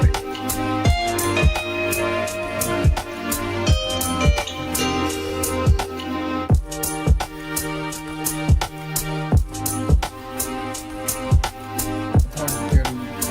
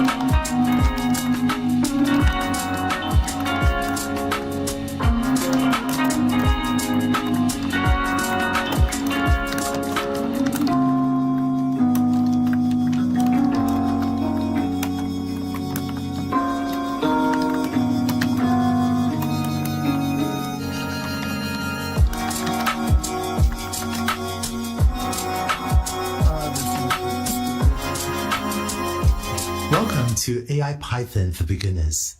Whatever your job role and career goals, including if it's not to become an AI developer or software engineer, I'm glad you're here. And I hope to show you by the end of this course that coding is useful, fun, and could help you in your day-to-day work and life. 10 years ago, if you'd asked me if everyone should learn to code, I would have said no, because learning to code took quite a bit of work and it wasn't clear, what exactly the use cases were for people beyond really technical roles. But with the rise of AI, specifically tools like ChatGPT and generative AI, I think that equation has changed. I'm seeing that many people in journalism, marketing, or business research, or investing or administrative roles are finding it useful to be able to write a little bit of code in their work and get things done. And if you can learn to write just a little bit of code, you'll be much more effective at many types of work, especially knowledge work. Since the release of ChatGPT and the wide availability of many generative AI tools, the way that people write code is different. Specifically, with a chatbot companion, you never have to code alone. So it's as if you always have a buddy next to you that's actually pretty good at coding and can help you along with writing code. And this makes learning to code much easier. And later, once you're writing code yourself, an AI chatbot also makes your job much easier because you have this experienced buddy to help you out along every single step. So these new AI tools have dramatically reduced the cost and effort needed to learn to code. Now, there are a lot of coding courses out there on the internet. One thing that distinguishes this course from many of those out there is you learn this new methodology of working alongside a chatbot while you code right away. So you'll be learning skills that I think will be much more future-proof and more aligned with the way that professional coding is trending. With the widespread availability of AI, what you find is that you can really get AI to do a lot more for you if you know just a little bit of coding. And that means that because AI is impacting pretty much all knowledge work, if you work in a knowledge worker type of job role, or maybe even if you don't, your ability to write just a little bit of code will be, I think, a significant productivity enhancer for you.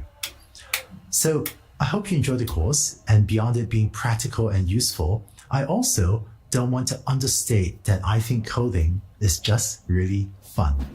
When you learn to code just a little bit, you'll be able to do a lot of stuff that you just couldn't before. And I and many of my friends find that really fun, and I hope you will too.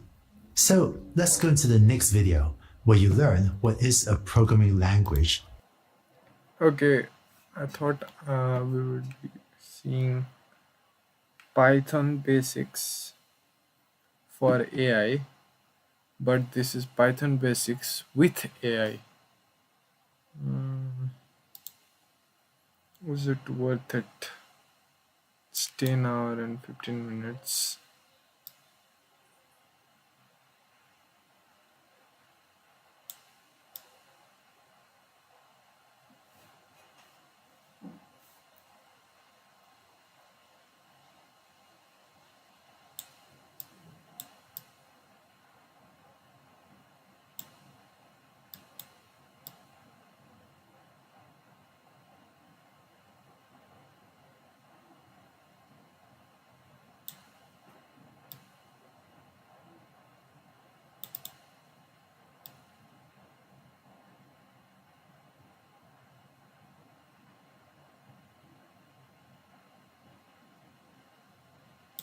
Okay, this is learning AI, learning Python with AI.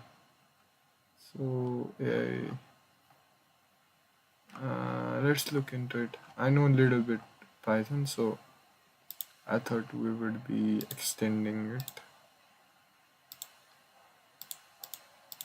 What should we do? We can enroll. Let's look into it.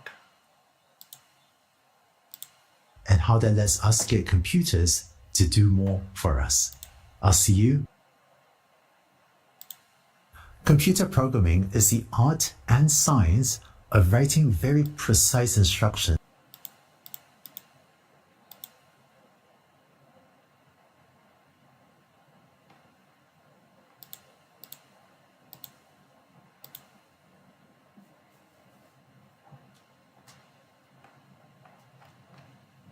This is basically what computer programming is, right? So should I skip?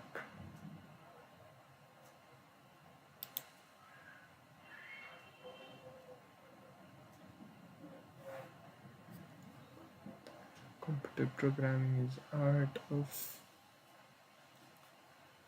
interacting with computer. Computer only knows machine learning. Means machine level code, so it's just basic, I guess. If we can just wait. I'll come back.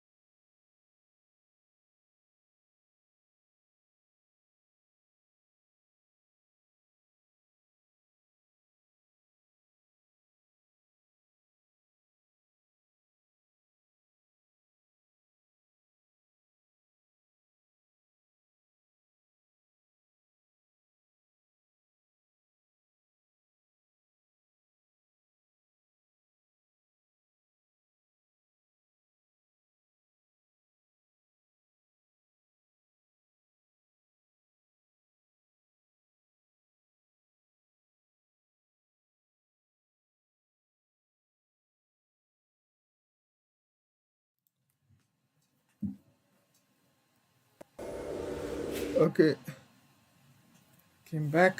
Let's not do this. I know little bit of Python. I wanted to revisit Python, but I guess this will be out of track. APIs to get data from the web, install packages. This will be worth it, but let's do this tomorrow. Okay. Um, Machine learning is finished. Let's do this.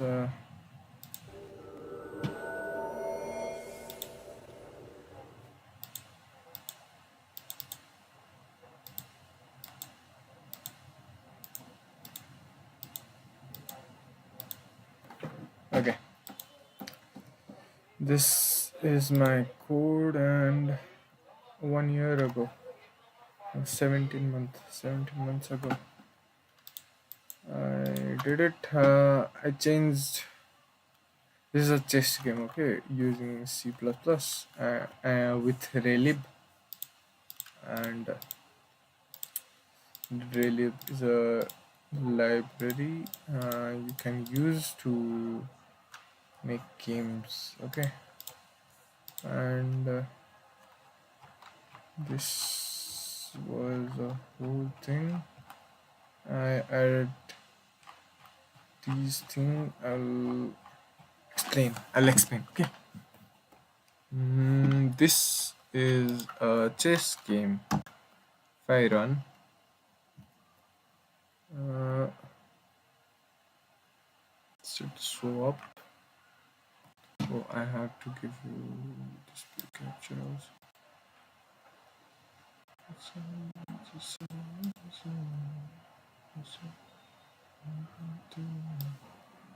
Okay, you're not seeing this.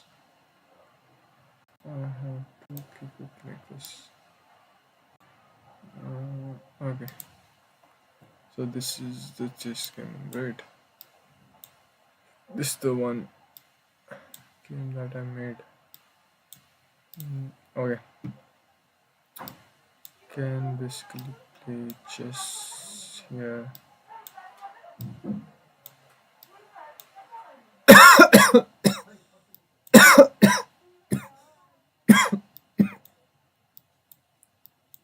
Okay, black's turn. If I try to use white, I can't do that. Okay, I can't do this. I can't do this. But if it's black, I can do this. Do this. Do this. So basically, we can play. It's paused. Wait, this function is.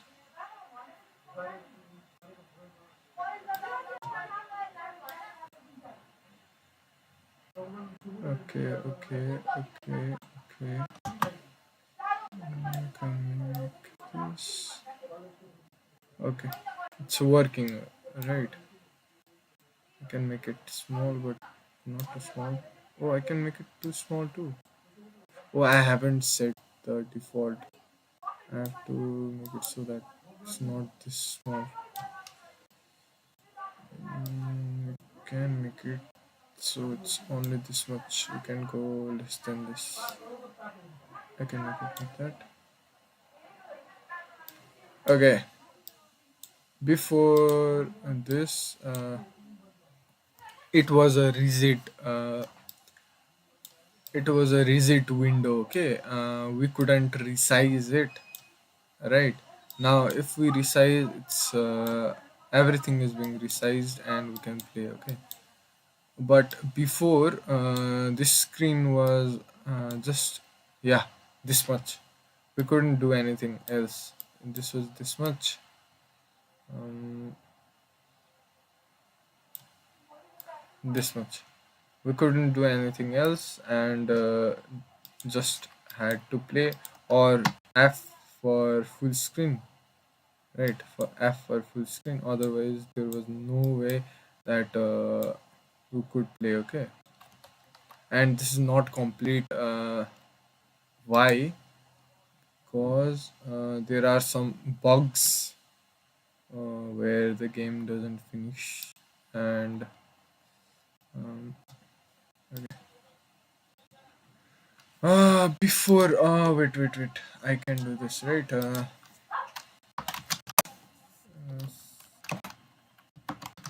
Clear and git log. We learned this, right? Git log slash one line, I guess. Yeah. uh, Damn, why is this so long? Oh wait, is it this long, or is it just, no, it's not this long.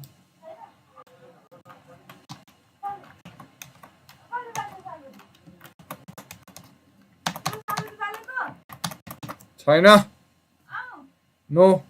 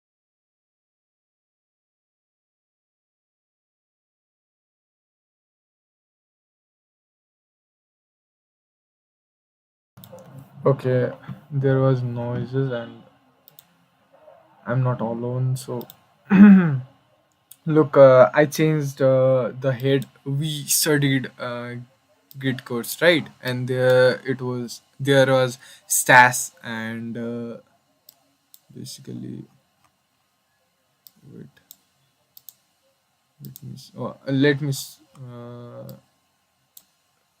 say what I did. Okay, first we can look at our Git history. Okay, using Git log, and we learned about it, yeah, in our first video, first day.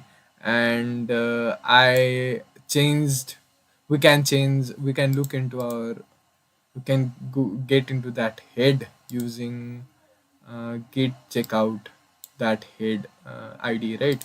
And before that I had to stash the changes I did. So I did git stash, right? uh,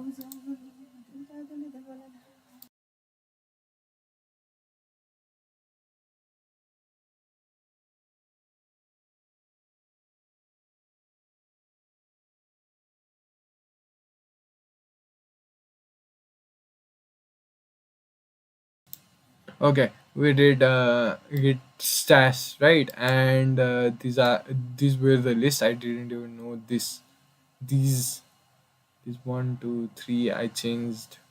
I stashed. When did I stash? I don't know. We have to pop this once we get out of this head, right? Now head is at this, and I can run. I executed this point of time.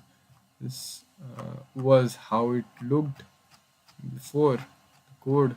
Okay, and the code UI was totally changed. But I have to rerun. Oh, yeah, it's running. And if I do F, so this is the whole UI UX. Okay, and I couldn't change the. Where is it? Oh shit. So I couldn't change the window size. Okay, and I thought that was it. I couldn't do it, but there was something known as line. Oh wait, let's go back. Mm, mm, mm,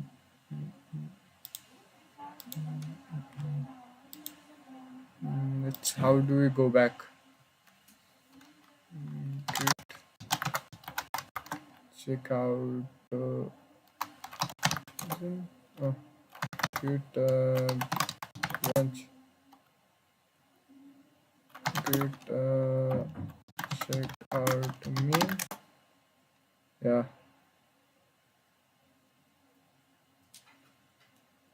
Okay.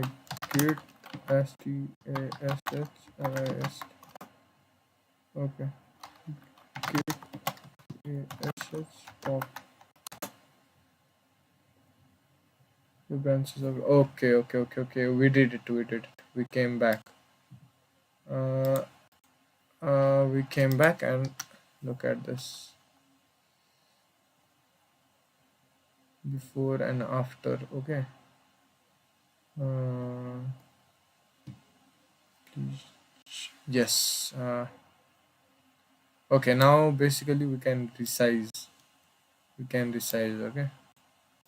We can resize, and this is huge benefit as when I tried first. Okay, and I tried, and my friend tried to run in his computer, but the resolution was less in his laptop was old. Okay, so he couldn't run the whole just what was being shown was only half of it. Only top black part was shown up to here. Up to here, the whole window was shown like that. But now I can play with them. I fixed one solution. Okay, this was my progress, and Now I have to so you hold this. Okay, this generally drag and drop. Everything was implemented. You can't do this. There are rules, and I am having hard time figuring out how to uh, detect checkmate or I tried, but there is a lot of bug in this. I have to actually check. It's checking, I guess. Oh, look, it's running simulation every time the my uh, look checking for checkmate. King is not in check. Every time when I move, okay, uh, the system is the game is tracking if the king is in checkmate and if king can move or not. If king can't move, then look, opponent king is not in check, right? um let's do this. Let me try to check. Okay, look, uh queen at this position is checking move of type 6 here to here, right? Queen moved from here to here, so now it's simulating move that if opponent king is at checkmate or not. Now here we can block with this, right? There are moves that can be played here. uh, it is just this, but if there was more moves, like if queen was here and this piece wasn't here, then this could have gotten in between, this could have gotten, queen could have gotten in between, and there are a lot of things that can happen, right? If one piece moves, the whole board is changed, okay? Whole state is changed. So uh, then the move simulation results check that our king is in check, right? And the move would leave the king in check. Like if I do anything else, opponent king is not in check, but my king is in check, right? A move would leave the king in check. It's direct. The queen can hit the king with us, so opponent queen. Then I'll check. If I move anything else, it will immediately tell me that the move simulation results in king in check. Check is coming from this position, so you have to block it. You have to either block it or do anything else. Okay, and this can be used because this just blocked the uh, queen's move. Okay, now for this we have to simulate every move, a possible move for every piece. Okay, so for queen here, we have to simulate from here to here to here, every possible move that queen can take. Okay, so there are a lot of bugs that I don't know, I haven't checked, and checkmate, I thought it would be easy, but it's not. Okay, so simulation, let me check. Now what I want to do is, okay, check, right? uh, I killed that pawn, and now king is in check again. King can't move because it will be in check. Okay, king would be captured at new position. Okay, so found a valid move that gets the king out of check, and we have to simulate every move of every piece, uh, if that king can be saved or not. Okay, so this is computationally heavy, right? I think this is the thing I thought. Okay, I thought about this, and this for me to work around, I have to simulate every chess piece, but that's so computationally heavy, so I gave up on that. And uh, it is bug full of crap. Okay, so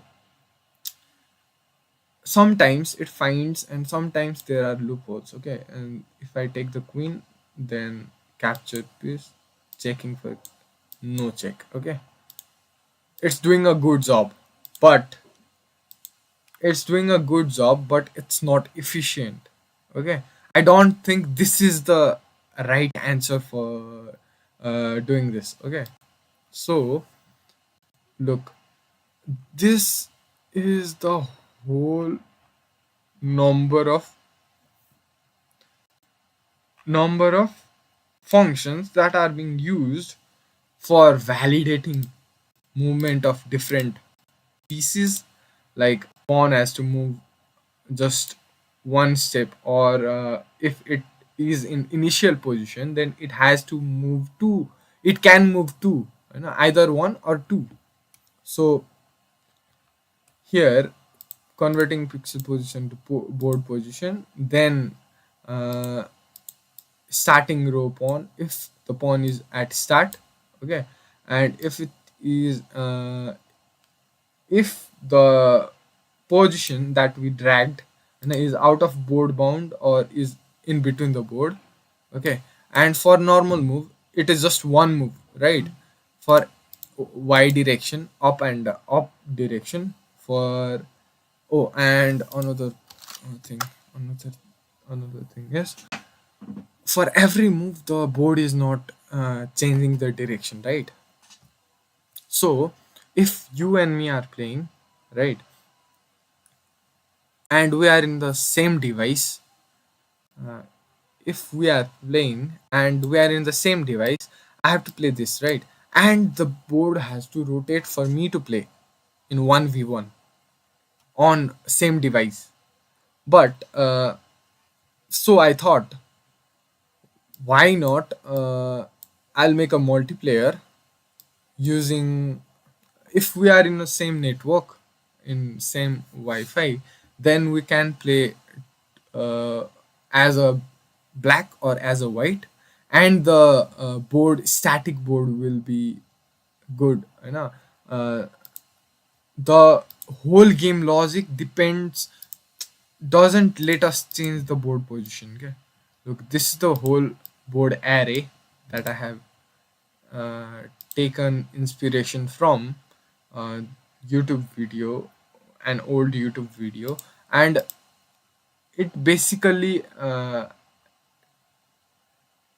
takes the initial board and board sizes and writes down the number of pieces. Six is pawn, and these minus are for white, and uh, minus are for white, and positive are for black, I guess. Either way, it is fixed. Okay, so I have to see if I can also change this. If I can rotate the board, then it's good. Otherwise we have to stick with multiplayer. Okay, and move validation, right? We were at this, and for every this these are the move validation for each uh, pieces. And this is for pawn on position, right? On position, and castling valid, pawn valid. Up to here, it was all fine, but then the check came in. So I have to see if the check is in key, like king is in check, and a piece can attack or not. A piece can attack a king or not. Means simulating if the piece move can attack a king or not. What I should have done here was highlight the move. Highlight the move. I should have done that first, but I don't know why I didn't think about that at that time. But I will do it now. We will do it now. So simulate the move of, we have to simulate the move, right, for every state of a game. So if king is in check or not, we have to check for every simulation. So if a move is valid or not, okay, and checking king after every move, okay. So there are a lot of things that are going on here, and it's not good. And also uh, the last move is being saved in a tuple, okay. So I don't know what I did here. I am using tuple for saving last move. I have to understand this code base, right? And most heavy part is this, the move valid. Up to here, it's all good and beauty, right? Did up to here almost cleanly, but then at the check part, it was too hard. And also, we have to consider for stalemate, right? So that's why I couldn't complete this project. This was for my sophomore year, right? So I'm trying to look at it again. I have to complete it. If I have started a project, I have to complete it, right? This has always been in my mind, back of my mind. So it is haunting me. So I have to complete it. uh, First of all, I'm getting hang of this. So I looked into wait I looked into yeah, here. I looked into the which is not this. Oh, never mind. Main.cpp. Uh, wonder. Uh, Delete balls. Where balls?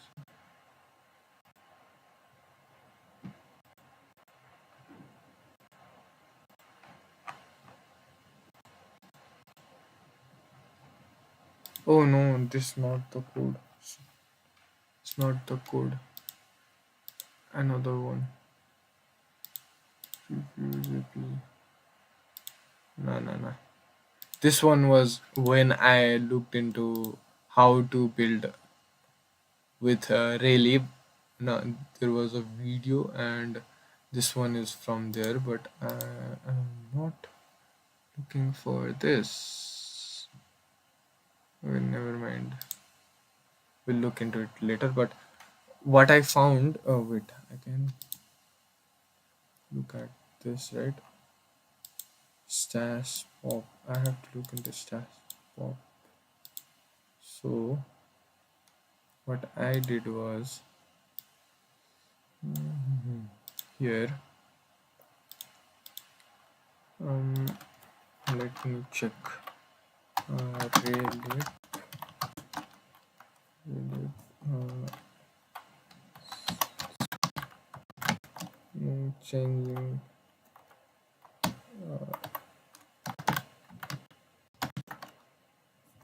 resizable. Relive resize, resize. So I checked into it, and okay, letterbox scaling, right? And I found this. Oh, I'm not seeing. Okay, this I found this code. Okay, and here everything was rendered in this texture, right? And even if it was resized, even if it was resized, it could be resized. Yeah. So I have this code. I don't know if I have this code, but it could be resized. So I implemented this in my code here, right? Min max, and I took the virtual resolution, then set config flags for resizable resync, and then target texture. I loaded the render for the target, and target texture filter bilinear. Then I calculated the scaling factor to fit the game window. Okay, and after scaling the offset center, the game has to do offset. If it's small, then it has to start from middle of the box, right? The what was implemented here,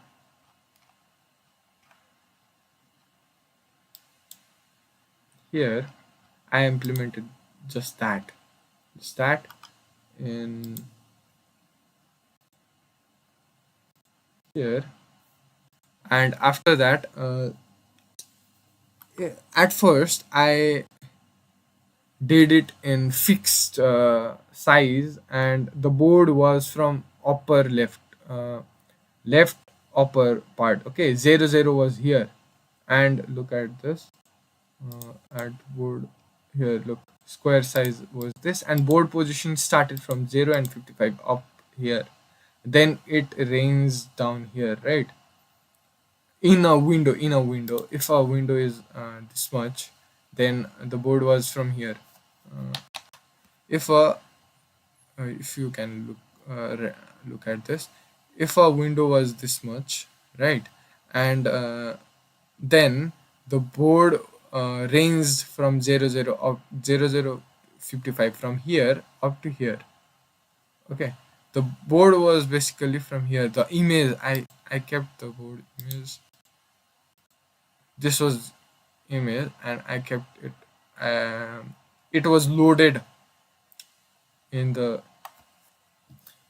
window. Okay, so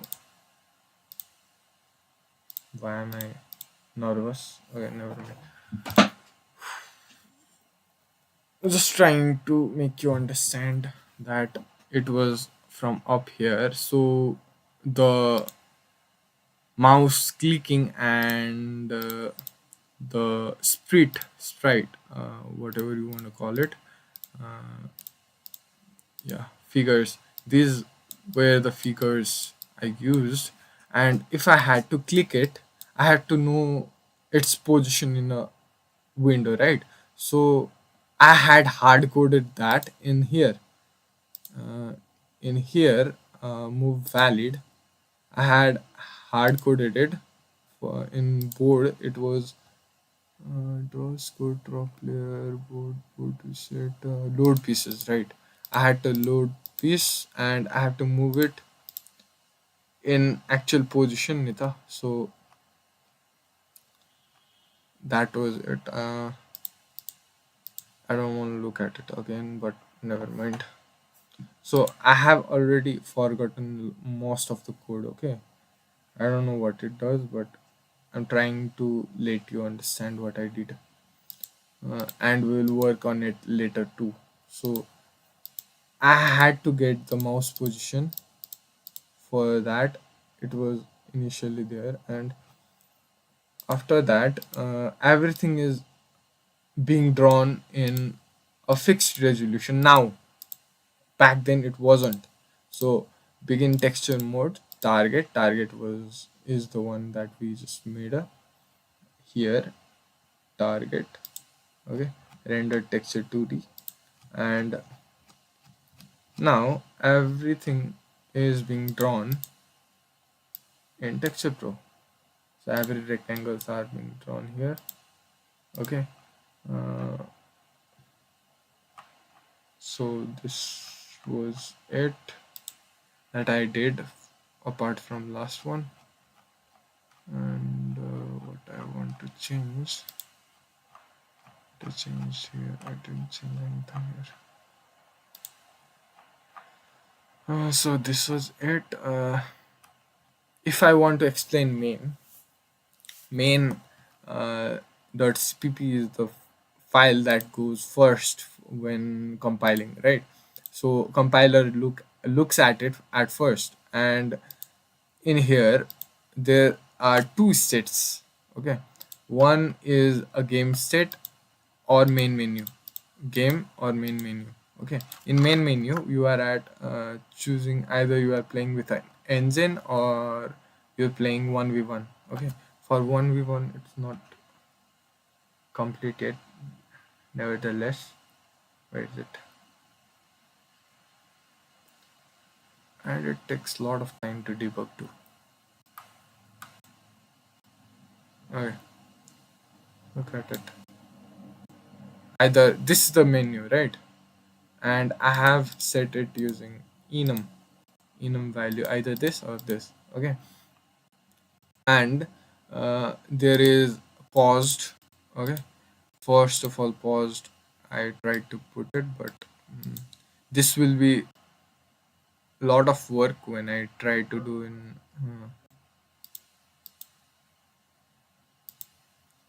when I try to do it in multiplayer. So this is just for now. I can't do pause. And for toggling full screen, this is the function for toggling full screen, and this will come handy now. First we'll go through main, right? We'll load the image. Image is this. Where can I show? Can it not show the image? Never mind. It will load code.png, right? Code.png is this one, this background. Then we'll load new one, this one that I made. So look was used at old, okay, at old code. So it's here. Now it is new is being looked at, checking the image is loaded fully. Then look, height and width. Then we take the virtual, this is just I added this one, and init window size chess, this is this one. And we have set the target fps as 60 frames per second. Then load the render texture, screen height, render texture 2D, which was I talked about, texture 2D background. Load texture from image new. So new is being loaded as the background. Okay, and we unloaded the images, but it's here. Okay, so button, and this one's a little to this. I looked it at YouTube, so I looked it from YouTube and I learned how to make buttons. Buttons, it's images, okay, and we just have to click it to see if it's clicked or not. This is just doing that. Okay. It's a function for unloading. This is deconstructor, constructor, destructor. Sorry, deconstructor. It's a destructor for unloading the texture, and this is constructor for constructing, for handling the image from image path, which is this. Okay, image path, and going through it. Then we have to check if that image is pressed, so it is just doing that, checking collisions from mouse press, and then returning true. That is being used here. These functions are being used here. Okay, so button start engine, this is the uh, resources path, image path that is being taken from here. Then what is the image position in the screen, in the main menu screen. Okay, we are in main menu right now.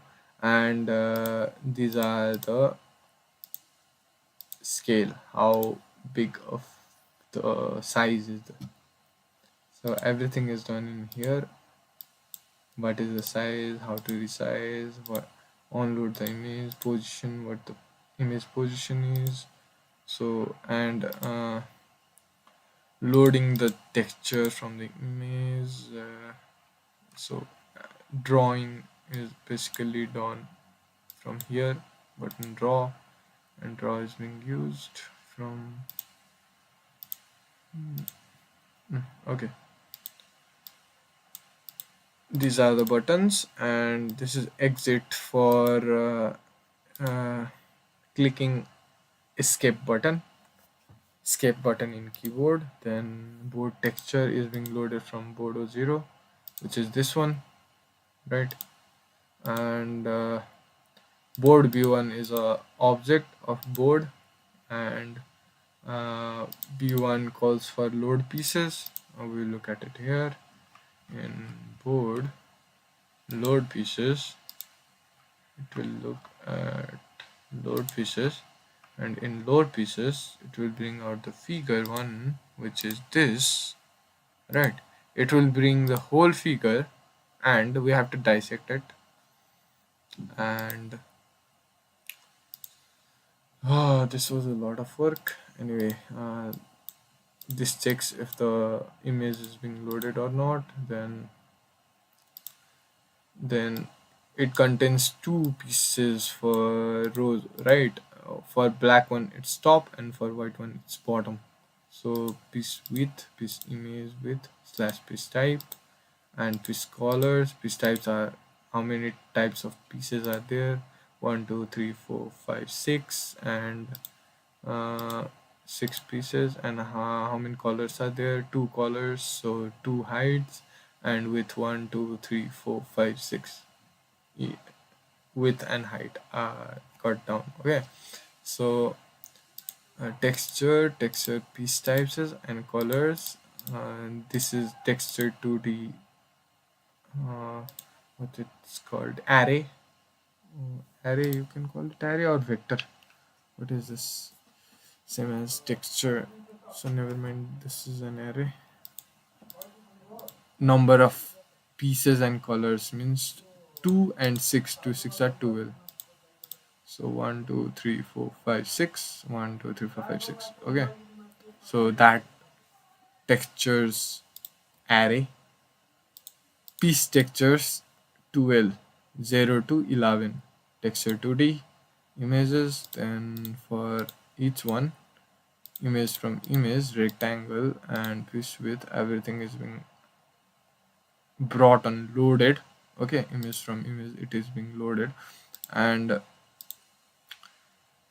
we have to resize it because these images are too big to show up in our window. So we resized it with arbitrary number, and then after resizing, this is not arbitrary, but this is for the board size. Okay, this much piece should be this much. So but this is not dynamic, it's dynamic means it's not according to the screen size. So not dynamic programming, it's static. I'm giving the value, I'm the one. And image is resized using this new width piece images. Okay, and piece images are image, but image pixel data is stored in CPU memory. Okay, but, I don't know what is this, but create an image from another image. Okay, this is what I said about. Okay, static cast 4, this is float, and rectangle, it's creating a rectangle, 4 components. Okay, width, width, and height. Okay, and then it load texture from image, gives it, unloaded the images, then initialize the pieces according to the board. Okay, This is the fundamental part. This is the one which does that board initialization first. Okay, for board size and initial board, piece type is not 0, then absolute value for piece type, and again ABS absolute value. No, no, I never mind. Then according to color, either 0 in here we have written 0 for black and 1 for white. 0 for black and 1 for white. Okay, if piece size is greater than 0, then it's 0, otherwise it's 1. And if piece type is greater than 0, what is piece type? Piece type is initial board white 1 8. This initial board came from here. This. Okay, if it's greater than 0, these values, then the color is set. So it's greater than 0, then it's 0, means it's black. These are for blacks, and if it's less than, then it's for white. Okay, 1 is white. So vector position, and these positions are given in place black, so these are done here.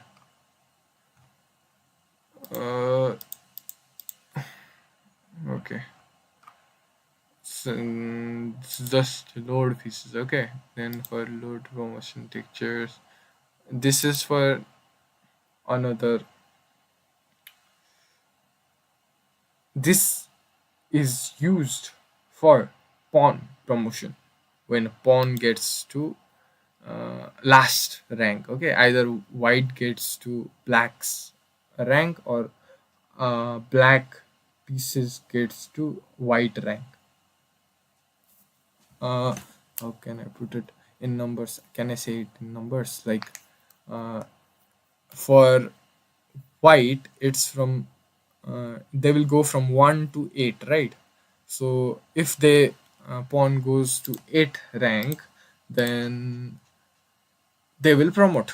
So this is for promotion texture, and you can promote to rook, bishop, then knight or queen. Okay, so these textures are for that. Can I show it to you? Can show it to you, then we will end it, then we'll talk about it tomorrow, I guess. It's already late. I want to debug, but it's not debugging. It's already there, never mind. So if I go like this, and this goes like this, I go like this goes this, I go, this goes, and I just do this, then I can choose for promotion, and these are for that, and this screen looks good, but yeah, look, I made it like this, so in full screen it's not working.